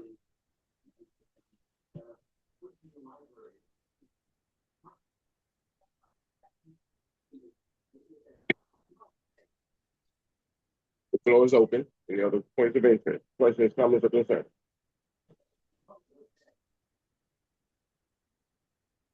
Islam. Well, so as we see, there's a lot to learn about our history. The best way for us to accomplish the goal is to know the past. And one of the better reasons to know the past is to not repeat the same mistakes in the future. But it's very important for us to know who we are and what actually happened to us as a people. Having that proper point of interest will assist us in course correcting. To not know is to move based on the unknown, which means you're moving in darkness. You're not able to see the path, which means you won't have a proper destination. You'll just be going in circles, going in circles, going in circles with your hands out, hoping not to run into something because you can't see. So you're not a foundational Black American. You're not an Indian. You're not a Native American. You're not an American. The land is not America. America is in Morocco. The land is Morocco, period. And the people are Moroccan. Now you may have had nicknames for the land, such as Turtle Island, which is it doesn't make sense because it's not an island. It's a whole continent. What do you mean, Turtle Island? A more appropriate nickname would be the land of milk and honey, because it was a land of milk and honey, and it still is a land of milk and honey. The milk and honey is being chemically destroyed by the foreign Americans. Yeah, they have their EPA, Environmental Protection Agency, but come on, you can pay them off to dump waste in certain areas. They don't care. This is not theirs. They don't care. This is not their land. And they didn't build up nothing here. They didn't come and it was vast lands of nothing, just grass and trees. See that the World Fair or the World Fair story coming out absolutely debunks the whole American history that they came and nothing was here. And they brought Chinese people over here to build railroads, and they brought Africans over here to pick cotton and build stuff. Get out of here. You came to these magnificent Moorish buildings and then burned a lot of it down. Point of interest. Yes, sir. Have any of y'all ever read that book called Uncle Tom's Cabin? It's like Never had. you have, so you in No, that book they just I said I never have. I never have. oh never have. Oh yeah, in that book it was written like the 1800s and it describes what the South looked like and it said Moorish temples and it was describing it and it said that in the book and I yield.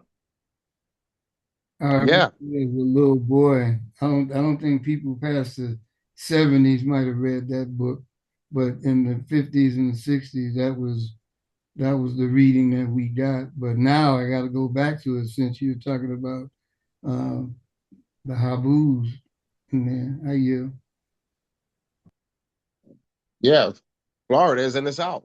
And the University of Tampa was the Sultan's Palace. Now it's the University of Tampa. Yeah, so there was plenty Moorish buildings. I mean, there still is, and it's not just in the South. St. Louis, Chicago, New York, Philadelphia, New Jersey, California. I mean, it's everywhere. This is Moorish country. This is Moorish country. This is Moorish country. And America resides within Moorish country. And that's the Illuminati secret. That's the Shriner secret. That's why you see the Shriners wearing it's a Moorish cosplay. The Shriners is a Moorish cosplay. They'll have fezzes with Morocco written on it. Well, which Morocco are you talking about? Because you're certainly over here and not over there. Yeah, the Empire of Morocco. They are fighting tooth and nails to keep the Empire of Morocco from rising back up. They're fighting tooth and nails to make sure that the Moroccan nationality is no longer absolute with full effect. They want it to remain obsolete without effect under Article 15, paragraph 2. Foreign naturalization heretofore acquired by subjects of Morocco, the laws of the country shall apply to you without any restrictions. That's what they want. They want the laws of the country that naturalized us to apply to us without any restrictions forever and ever. Never want us to repatriate back to the empire based on paragraph 1. They did not want that. So they dropped the note. The kingdom sent the note to the United States in 1959, saying that they're striking all prescriptions of Article 15 for the Treaty of Madrid. And the Moroccan nationality is obsolete and without effect. Okay, well, if the Moroccan nationality is obsolete and without effect, Moroccan kingdom, then that means you shouldn't be calling yourself Moroccan either now, should you? Because the Moroccan nationality is obsolete and without effect. You see what they did to themselves? In an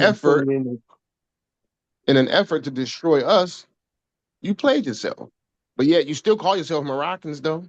They put it in their constitution. They put it in their constitution. But yet you're saying that the Moroccan nationality is obsolete. And what you're saying with that is that black people cannot be Moroccans. That's what you're saying. But that's who we are. You can't be Moroccan. So when the Moors act like the Americans have taken our identity and our government, that is not it. You're looking at the wrong people.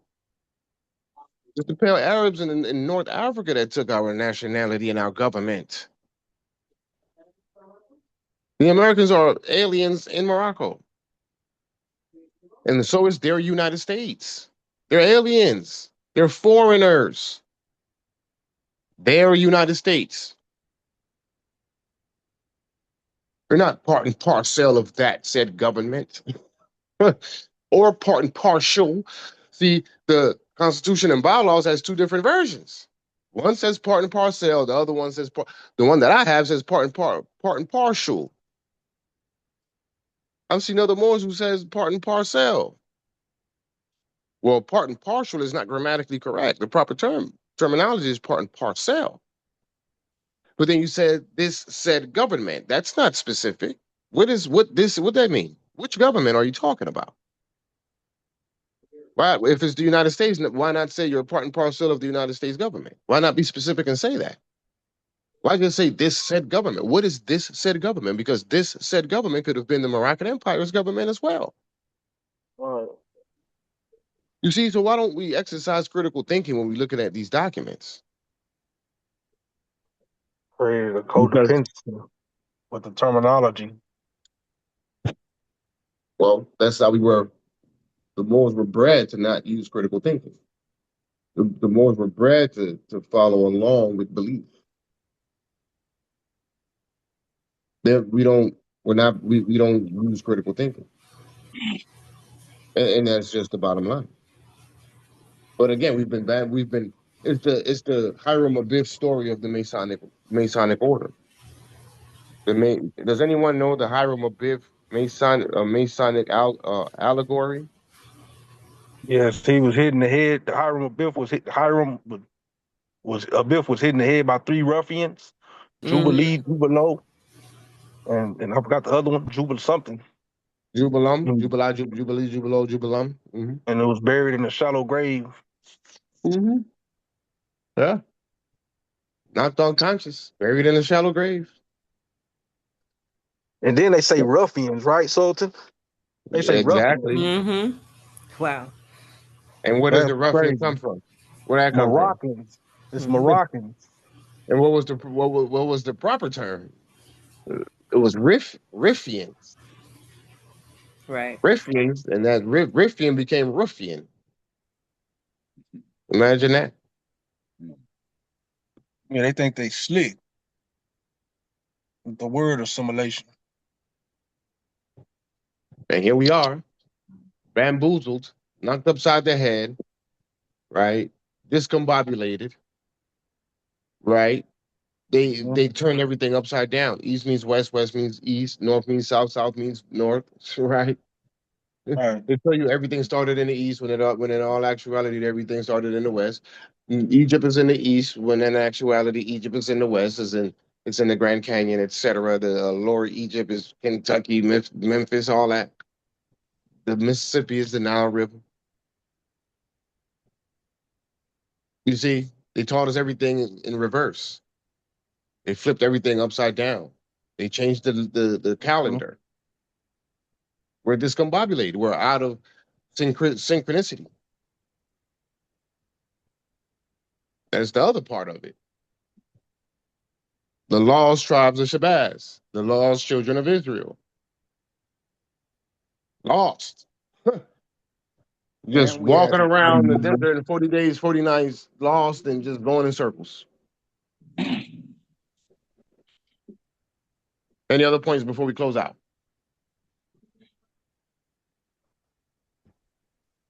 Everything is backwards and upside down because it was taken over by the upside down people. Upside down people, they're coming out of what they did with the cartography, what they did with the history. The people themselves are upside down. So anything they produce, anything they create is going to be upside down. What I like about our new Operation Swarm and the time that we're rising up in this great awakening and this paradigm shift and this time of revelation, uh, there's nothing, absolutely nothing. All the blocks that they've set up, all the gates that they set up, all the holes that they plugged up so that we can't see through, it's going to be an embarrassment to them later on because there's nothing that they can do to deny our rise. I yield. Point of truth. Go ahead. Oh, okay. No, I just wanted to say that we have to really take into consideration, and I like what our brother Polaris is stating. You know, because what we're going around the corner to get to them, and I don't think they expect us to do it like that. But the other way, now we got to remember that the other way that these people are brilliant. No, don't get me wrong. What they did to us and they did to all our people that was a brilliant thing they did. So we have to understand that we can't we can't what's the word I'm using? shoot, I can't remember, I can't even get the word off my tongue. I done forgot it. Make But huh? underestimate. Right. That's the word. Yeah, we can't underestimate them. So, what we're doing is really we're going to the public, all the other countries. We don't need to go to them. I mean, we're doing it their way on we're doing it both ways. So the way we're doing it now, the media, I think that's the way to go because it will raise everybody's attention that we did the right thing. We going through the C-24 and we doing everything, and they're probably why we didn't see them on the roster or this and that, So they're gonna see us, and I think they're gonna bring us in. So yeah, yeah, I like it that way even more. So I yield. Praise all honest to his prophet Noble Drew. I want to draw back on the obsolete part and give my person understanding about it. What makes it obsolete to me is us not claiming our identity the correct way by claiming Moroccan as our status instead of claiming African American, being as though everybody has been Americanized according to Resolution 75 in Philadelphia. With that I yield. That's what makes it obsolete. Us not claiming it. Yeah, that's absolute. Absolute. Yes, I mean you hit it. You hit the nail on the head. Praise all. That's the sin. Remember, Noble came the redeemers of our sinful ways. Yes, The sir. sinful ways is you claiming other identity. Exactly, identities has nothing to do with your ancient foremothers and forefathers. That's the sin. That's the crime. Praise And all. that's what caused the nationality to become obsolete. Because you're not using it, you're not speaking on it. No one even knows about the Moroccan anything, or even Moors, for the most part. And those who have come into that knowledge don't recognize the Moroccan nationality either. So it's now Moorish American. It's not, they still reject Moroccan, saying that the people over there, they're the Moroccans, and us over here, we are the Moorish Americans. It's ridiculous, good brother. But yeah, you hit the nail on the head with that one. That's for See, sure. the Prophet Noble Drew Ali say he gonna stop the. I mean, the Europeans. He gonna stop the Europeans from thinking, right? In 1956, when they exposed themselves, they exposed their hands to the world, to those that was paying attention. When France was relinquished of the control of the empire, and Morocco, the Kingdom of Morocco, was established with the Sultan. That left the United States in control through the Treaty of 1836. And the point I'm trying to make is the point I'm trying to make is when he said they going to expose themselves, that's what they did. Because the France versus United States case did actually expose a whole lot of information to you if we was paying attention. That's With that, I correct. yield. That's correct. In 1952. And we're just learning about it here recently, in the past 4 years or so. Abdullah Talib Mosey Bey knew about that case. He's the one that taught Jermaine about that case. And he Praise never all. speaks. He never speaks about it. Which means if he knows, Tashariq Bey now. He never spoke about it. So there's a lot of people that are gatekeeping information and withholding information. It's been going on, but this is 1952. You gonna sit here and tell me that these civic Moors who are so into law didn't know nothing about that? Come on. Prophet Noble Drew Ali called them dirty Moors. That's what he called them. That's what he called them. That's what he called them. And that's what they are. Exactly. That was the year I was born, 52, under the arch, under the golden arch. Praise all. Not that far from the Nile, Cahokia Mounds. And what took place then, and they got exposed. They did get exposed, but it did not take on a global, it didn't have a global effect. Exactly. What they're going to do now, what they're doing now, the exposure is going to be on a global effect, because now the whole world is looking at the colonizers, their behaviors. They know who the constipation is in the UN, and when we rise, and we will rise, there's no denying that. That's gonna have a global effect where it just can't be denied anymore.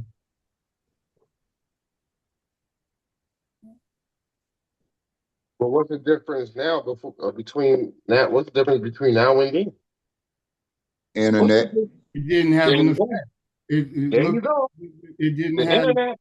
It didn't have any. Praise Allah. The internet gave you all access. Yeah, they just. But at this particular time now, with our rising, with our coming up out of the shallow grave, that's going to have a global effect. That's what we're working for. That's the exposure. They're going to expose themselves and embarrass themselves in a great way now, with all the gatekeeping, with all the holes that they're plugging up now, because our rise cannot be stopped at this particular time. We have everything on our side at this particular time. If anybody knows the times that we're living in, the times that we're living in is not to be denied, in the time of everything being revealed, of everything, things people are awakening. And we see that. We see that with they were awakening back when they wrote those drafts of resolution of where's the Moors, where's the Moors. They were awakening then. Now, here we are. Now what? That's where the great exposure is going to come from. I hear. Another quote from the prophet. He say the floodgates. When he opened the floodgates, it'd be foolish for a person to get in the way, because they're going to be grounded to a fine powder, right? And with that saying, that the national defense is the opening of them floodgates. When the Sultan, praise Allah and honor to the Sultan for that, when he opened the floodgates and allowed these Moors in these non-self-governing territories to actually nationalize themselves, to correct their status, the more people that come to the line and get themselves repatriated back to the empire, the greater we would become. That's the national defense. That I yield. Yeah. Yes. National unity. And he also did say that one day the wheels of industry will stop turning, and when it comes back online, it will be in favor of the Moors. Praise He Allah. also said that the Europeans will not be able to do business unless they go through the Moors. Exactly. Got to pay attention to his own statements. That's indeed so. So that's decolonization talk. Yes, sir. It That's what is. that is. Yes, sir. It is. That's decolonization talk, right? They have to go through the Moors because the Moors are. Listen, you can't spell or pronounce Moroccan without saying Moors. Morocco is the Moors. We are the Exactly. empire. Period. I don't want to hear nothing about no Alawite dynasty and some pale Arab. I don't want to hear none of that. You could be the kingdom. You ain't the empire. So even though it was an attempt to bury us, it was still a shallow grave, wasn't it? Shallow is the key word. Not 6 feet deep. 6 feet deep means you're dead, doesn't it? Yes, sir. It's a shallow grave, signaling that one day they're coming back. They're coming back one day. It's just merely a shallow grave. It's hard to bury an empire 6 feet deep. It had to be shallow. That's an empire you're trying to bury. Mhm. A lot of truth. It's a shallow grave. So they already it's been prophesized in every religious text Yes. In all different facets. The return of Jesus is the return of the empire. Yeah. Y'all remember those bracelets and that the concern back before the new millennium, back in '99? I'm telling my age. WWJD. What does WWJD stands for? Do y'all recall that acronym? What would You all what even would remember Jesus what I'm do? talking about. What would Jesus do? What would the Jesuits do? What will Jesus do? That's what will Jesus do? That was a campaign they had going on before the new millennium, before 2000, when they with the Y2K scare and all that. What will Jesus do? Yeah, good question. What will Jesus do with that sword? Because Jesus is justice and is What will represented by the justice do? scimitar sword. Oh, Yes. What will justice oh, do? Yeah. Do not shake what the throne of Allah. Islam? What will these Moors do? Hmm. The body of Osiris, when the body of Osiris comes back together in unity, the rise of the Black Messiah. Hmm. I See, was it's just it's thinking just that today. it's predestined. Put back the Go body ahead, of brother. Osiris. Yes. I was just thinking about that today. We're gonna have to Yeah, eventually get away from black overall. We're gonna have to get away from that terminology and identifying with that. As time goes by,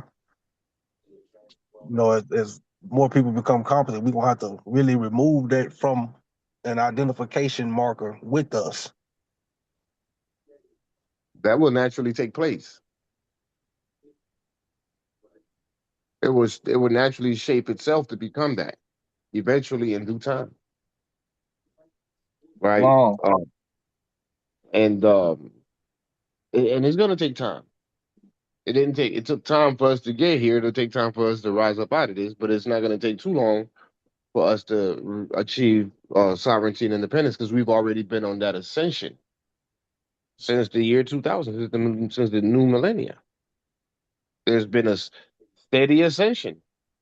The people have went from thinking that they're African from Africa to now believing. Well, first of all, understanding that they're indigenous, but still but now believing that they're American. See, they believe that. That's your belief. Can't spell belief without lie. It's a damn lie. You're not American, and this is not America, and you're not Indian, but you are native to this land, but you're not Native American. You see the ascension. You went from thinking you're African to now, okay, I'm indigenous, but okay, so then I'm the Native American. We're the Native American. We are the Americans. We are the indigenous Americans. We are the Aboriginal Americans. We are the Amaru Khans, right? So, so you got another step to go. The next step is, oh, you mean that this is Morocco? Okay, so I'm Moroccan. See, so you're there because you are indigenous. You just now need to recognize the name of your country and Native and, and Moors in and the Morocco. name of your land. What was that? Native Moors in Morocco. Native Moors in Morocco, i.e., Right. Moroccans. We've already shown what these people look like. Show it again. Look at this, brother. I mean, this is what the Moroccans look like. Hmm. I mean, this is what the Moroccans look like. What do you want me to say? And And this is late 1800s. looking like I'm looking at Harlem, where I grew up. Look at exactly. Mhm. This young lady is 1860. 1860. When there was Moorish governments still, Moorish authorities, Moorish courts. These things still were in full operation. We were occupying these capitol buildings in each city that these governors operate out of. The capital of Georgia, the capital of Texas, the capital of whatever state. Big, beautiful. Let's look at it. Big, beautiful Moorish building. Let's go to Google real quick before we close out. Let's say somebody tell me a capital. What city? What state capital you want me to look at? Let's look Queen at Texas, Khalifa, California. California. Okay, let's look at Khalifa's building. Look at that. Let's go to images. Just that Look dome at up this. top tell you, right? That dome up top tell you, that circular dome. Mm-hmm. That's the fingerprint. That's the fingerprint. That's the Moorish fingerprint, yeah. That's the fingerprint. Look at that. Look Mm-hmm. at that. Look at So that. then the question is, why y'all never built buildings like that ever no more? They were too What? dumb. What happened? Why isn't there any? Why is y'all? Because the American architecture is a box. It's all triangular and squared. Why y'all didn't build no more of What these? happened? What? Huh? Not one. Talk to me, man. Not All right. one. Another angle. Another angle. To the public And audience. doesn't look at this, man. Yeah, yeah. And doesn't it look like the White House a little bit? Mhm. Come on, y'all. This is look at that. Look at the dome up here. What kind of symbolism do you see there? It's a certain type of geometry, Let's see. sacred geometry. The we. Mhm. This is the ceiling, that dome that you see outside. That's sacred geometry. Yeah. Look at that. That deals with the cosmos. Like that little red dot. That's probably where the sun hit right there in the middle, right? That's where the sun hit every Yeah. day at 12 o'clock. They can't build nothing like that. Why y'all didn't build this no more? Is The that rock 12 in that construction. couch? What was Point that? answer. Was that 12 in there? Was that, I mean, in that telescope? I mean, that's like north, south, east, and 1, west, the 2, 3, diaphragm. 4, But 5, 6, 7, 8, 9, 10, 11. It is 12. So that's like the 12 zodiacs. exactly. That's a good catch. That's a good catch, man. Mm-hmm. That's a So good can point. you let the people know, point of interest, so can you let the people know about the importance of these reference points when we're presenting this information, and how people, how people try to downplay it and ignore it?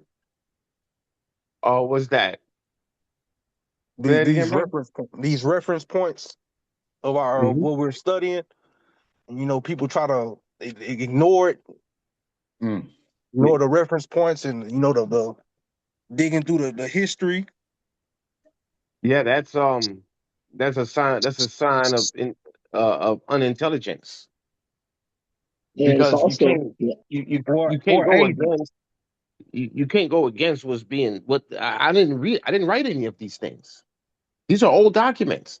The question of Morocco is in 1953, and it's all these delegates of the United Nations speaking about Morocco and the history of what took place with the French government.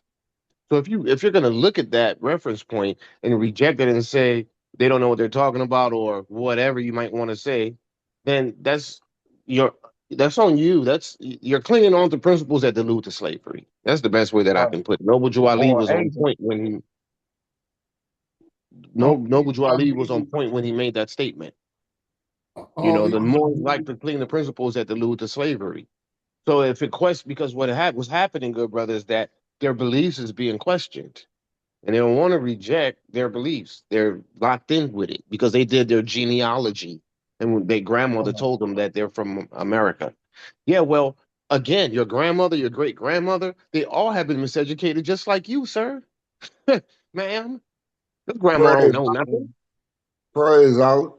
He say that belief is what man thinks perhaps is true, right? You know what I'm Correct. saying? Faith is what man knows is true. And man has reached his fullest heights when he reached fruition. This is man Correct. himself does fruit, right? If Fruition man means you must know know, versus he must believing. himself be what he know. I mean, That's wrong. investigate for yourself. Don't be no follower of nobody. With that, I The yield. speaker, the speaker had her hands up. Allow the speaker to speak. Yeah. Point of interest. I just like to look at the state capital over here and the symbolism that's over here. They got. I guess this is the only town that's set up like DC, with all of the Masonic symbolism. It's not just the state house, it's all the stuff around the state house. They got obelisks, they got everything out here. I don't know if they're gonna show it though.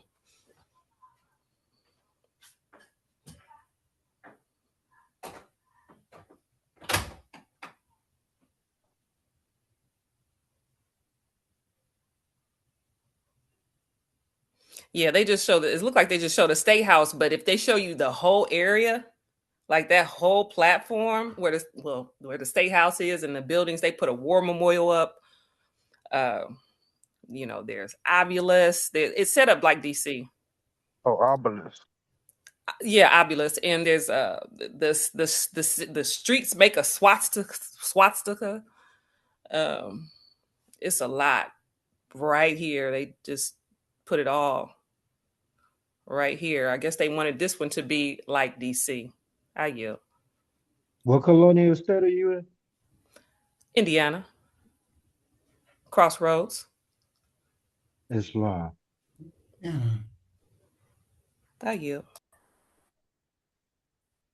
So we looked at Indiana, we looked at Texas, we looked at California. They all look the same, don't they? Yeah, and you'll see all those type of buildings throughout in Morocco, Qatar, right, Panama. Yeah, you'll see them everywhere, man. That's just like. So can you look at Missouri one time? Missouri? Yes, sir. Like they stripped the gold off of it. Yeah, well, that's what the gold rush was. They didn't find this territory with this land with all this gold, and they dug it up and they found gold. No, it was the buildings. It was the buildings. There was buildings in San Francisco that was made out of gold, man, solid gold. And when they blew it up, they just went over there and snatched up all the debris. They didn't. Man, get out of here. These people are something else. This is Indiana. This is in Missouri now. Look at that. That's Missouri River, ain't it? That's Missouri. They all look the same. Now check this out. This is what I tell people now. Now let's do Moorish architecture. Moorish architecture. And let's see what kind of buildings come up. You see that? Now I didn't type in American architecture now. Mm-hmm. Now let's do Moroccan architecture. Same thing. Ain't missing. Same thing. Same buildings. Now let's put Tartarian architecture.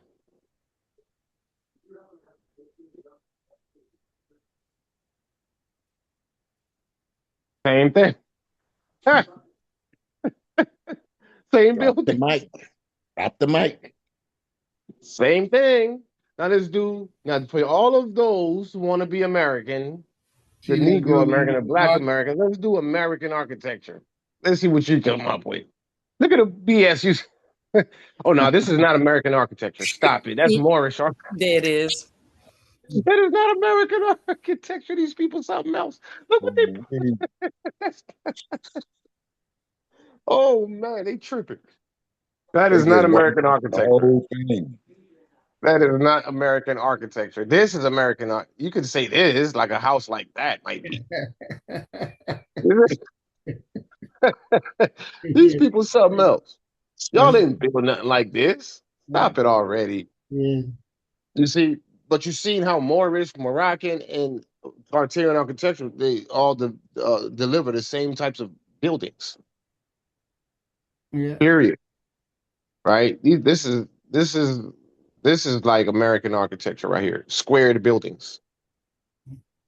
This is American architecture. A squared building. Mhm. See the arches and the round, the circular, the arches and circular architecture is designed to carry sound. Yeah, and frequency, yeah. And exactly. So it carries sound and frequency. You can't carry squared objects don't They carry don't. Yeah. sound. It ends. It's finite. Mhm. Whereas circular or arches, those are infinite design. It's an infinite design. That's why it's so beautiful. That's American architecture right here. Right. So we have to understand who we are. This is the Missouri capital. Mhm. We'll do another capital. Capital, Indiana. Oh, capital. Oops. Yeah. Well, give me another country, another state. Do Illinois. New York. Illinois. Illinois. Detroit got some beautiful buildings. Look at that. Mhm. Yes, This is sir. Illinois. Florida Look at too. it up here. Look at that. Look at that, man. Wow. Oh, man, what happened? Hold up. Yeah, get Look at that. all them circles. Yeah, look at that. Yes. Like I Look just at that. Mm-hmm. talk, type in World Fair Chicago 1902. Them buildings have good acoustics too. You There know, there you go. microphone and all that. There you go. They had good acoustics because of the arches. Yeah. That's what did it. So that's what city this is? Illinois. I mean state. Illinois. That's what Probably never Illinois. he said Chicago, Illinois was gonna be the new Mecca. That's what he said. But these buildings, you still find them. Look at this, man. This is just beautiful. Point of privilege. Uh, Yes. y'all know that in American architectures, when they make the corners or the squared, the lines in the square, the corners, that stops energy. Yeah, that's what we Yeah. were saying. Right. Yeah. We were just saying it stops energy. Yeah, yeah. Exactly. Somebody said the World Fair. Which World Fair? She said 1902, I think Chicago. Chicago, Chicago. yeah. Mm-hmm.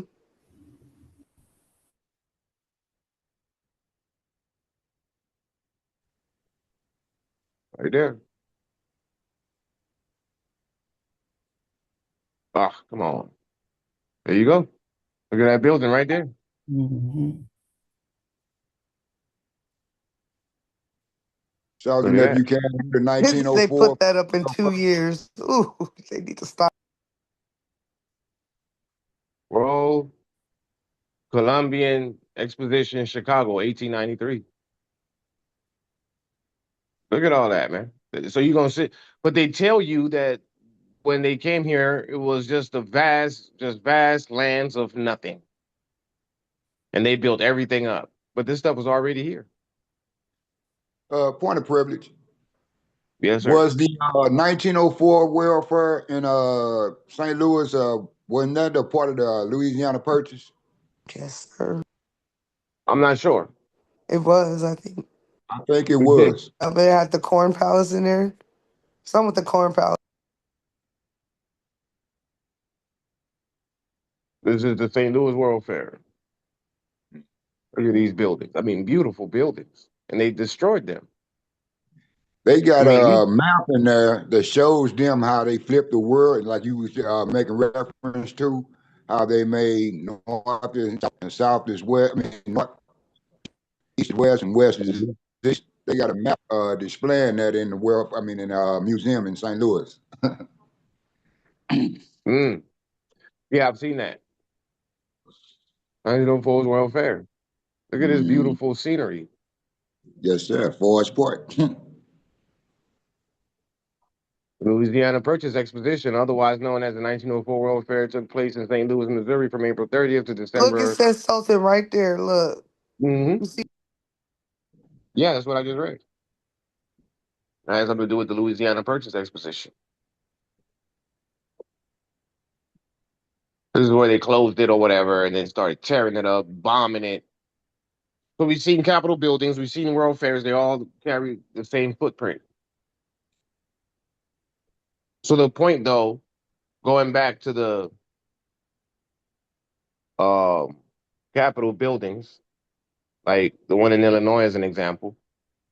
So once upon a time, you had Moroccan leaders and governors, political leaders and governors occupying these buildings. Yes, sir. As early as the late 1800s, or as late as the late 1800s. So we just fell out of power like in the last 100 years. It hasn't been that long, Morris. They have us believe, like I said earlier, oh, you've been slaves for 400 years. Well, the United States has only been around 250. And when y'all been saying that, it was like 180 years old. Like, what are you talking about? How do we fall for that? Who enslaved us in the other hundreds of years prior to? Because we got to do the math, right? In the 60s, 70s, and all that, they were saying 400 years. Okay, well, at that time, it was like 180 in existence, 180 years that you. So that means you're missing what? 220 years. So who was enslaving us in the other 220 years to make up the 400-year mark of enslavement? Somebody help me with that because I'm confused. It's called miseducation. And then what I'm doing is exercising critical thinking. It was them. It was them in slavery. It was who? Point is, if It you take was them. 400 off of 26, that'll take it back to like 1600, wouldn't it? Correct. Around 1609. But the This is when Declaration of empires Independence, going to the reemerge, Declaration, right? but the American Declaration of Independence was in what year? 1776. Somebody please help me out. The math is not mapping. No, sir, it's not. It's confused. I'm confused. They just included when they were enslaved. Perhaps. that's funny. That was a good one. Perhaps somehow we got to make this math match. So if you include their time of enslavement, which would right, well then Blake is black, burnt brass or whatever they call it. Blake, you're the black ones who was enslaved because you're right. You have to you would want to include that in order to make it make sense. So that means that because we already know that they have been our slaves. We used to tax them on sight. Had their women in harems and their men in slavery. And I mean, there's pictures of these people in cages. This is nothing to be, this is nothing to, brag about. Because guess what? We got it. We got it back. We got it back. So there's nothing to be bragging about. There's nothing to be proud of, other than the fact that it shows that we had authority. Having the authority is something to be proud of, but the institution of slavery is not something to be proud of. We started the institution of slavery. And it came back on us, but not really, because we never were slaves. We're just exiled on our own homeland. We're prisoners of war. And it's a perpetual war. A silent perpetual war. Right? What they call that? Gentrification. Gentrification is a form of warfare against the indigenous people. It's all based in legislation. They don't want your business to operate in a certain section of the city. They'll just write legislation to get you out of there.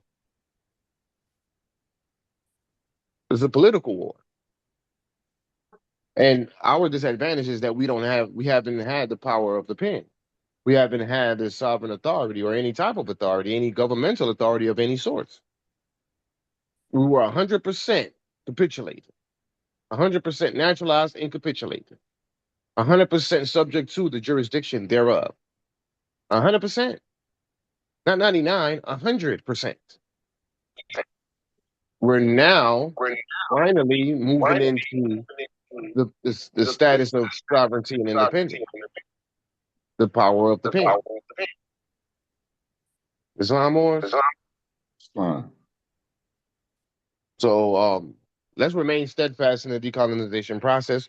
We see the truth here. The buildings don't lie. Every capital we looked at, not everyone, but quite a few of them, and they all look the same. And they've never built none new. They kept the same building the whole time. They have put in AC units, whereas previous to we didn't have AC units. We used what they now call the Tartarian technology, but it's really Moroccan technology. Because when we looked up Moroccan architecture, Moorish architecture, and Tartarian architecture, they all look the same. So that means that the Tartarian civilization is the Moorish civilization. Don't let them fool you. It's all coded. Tartaria, Barbaria, Berbers, Barbers, Tartars. You took the two B's and converted them to two T's. Now it's Tartaria. But before it was Barbaria. You follow what I'm saying? It's the same people. It's our stuff. It's our civilization. It's what was once the land of milk and honey. So the world fairs and all those buildings were here when Christopher Columbus came over here in 1492. Did you hear what I said? It was a land of milk and honey that no one knew about. It was a sacred land. That's what he came and saw over here. They didn't come over here and saw no Native American, Indian, whatevers with teepee tents, and that's all that there was here, just teepee tents and grass and trees. Really? No. No. Railroads were already here. Buildings were already here. Castles were already here. Someone got to mute themselves. Everything was already here. Everything was already here. And they just basically moved us out of the way and inserted themselves in those positions. With the assistance of who? France. See, the French government and the American government have a relationship. An old relationship, which is based in colonialism. They work hand in hand. So we need the assistance of Russia and China because they are the only other two cleaner hands as it relates to colonialism that sit at the Permanent Five, the Security Council, as two of the Permanent Five. The other three are full-blown colonists: America, Great Britain, and France. The other two are in alignment with a multipolar world of equity, peace, and justice. That would be Russia and China. Imagine that. So our appeal may just need to go to the Russian and Chinese governments in order to combat the blockade, right, set forth by the other three members of the Permanent Five of the United Nations to keep us from rising. Because because our association with Ibrahim Traore means that France need to go sit down somewhere. And Ibrahim Traore is already forcing France to go sit down somewhere. It's all backfiring on France right now as we speak as it relates to Burkina Faso, which is a good thing. And I hope to see the full success of the Burkina Faso government to achieve full decolonization and destroy the economic power of the French government as it relates to Burkina Faso, Niger, and Mali. I look forward to that. That will be a huge, devastating blow. And the American government is up next. So let's remain steadfast in our approach to decolonization. I appreciate all your support because without unity and the support of the people, we will not be able to accomplish it. As many of us that can come together to accomplish the task, the more powerful we would be. Right? As I've said before, we can have 5 fingers spread open and each finger can be easily broken. But if we come together as a fist, you have a problem with breaking any individual finger. That's what we need to be. The Black Panther fist in the air. Unity, loyalty, conformity, and obedience. Islam family, have an excellent evening. We will conclude the Abdul. meeting at this very moment. Long live the Empire and His Majesty the Sultan. Peace and love. Long Long live live the the Empire. Empire Empire and and His His Majesty the Majesty Long the live the Sultan. Sultan. Empire and His Majesty Islam. Long live the Sultan. Moorish Empire and His Islam. Majesty the Sultan. Islam. Moroccan Peace and power. love. Empire and His Majesty One the nation Sultan. under Let's get God. Moroccan it. power. Let's go, Islam. Moors. More.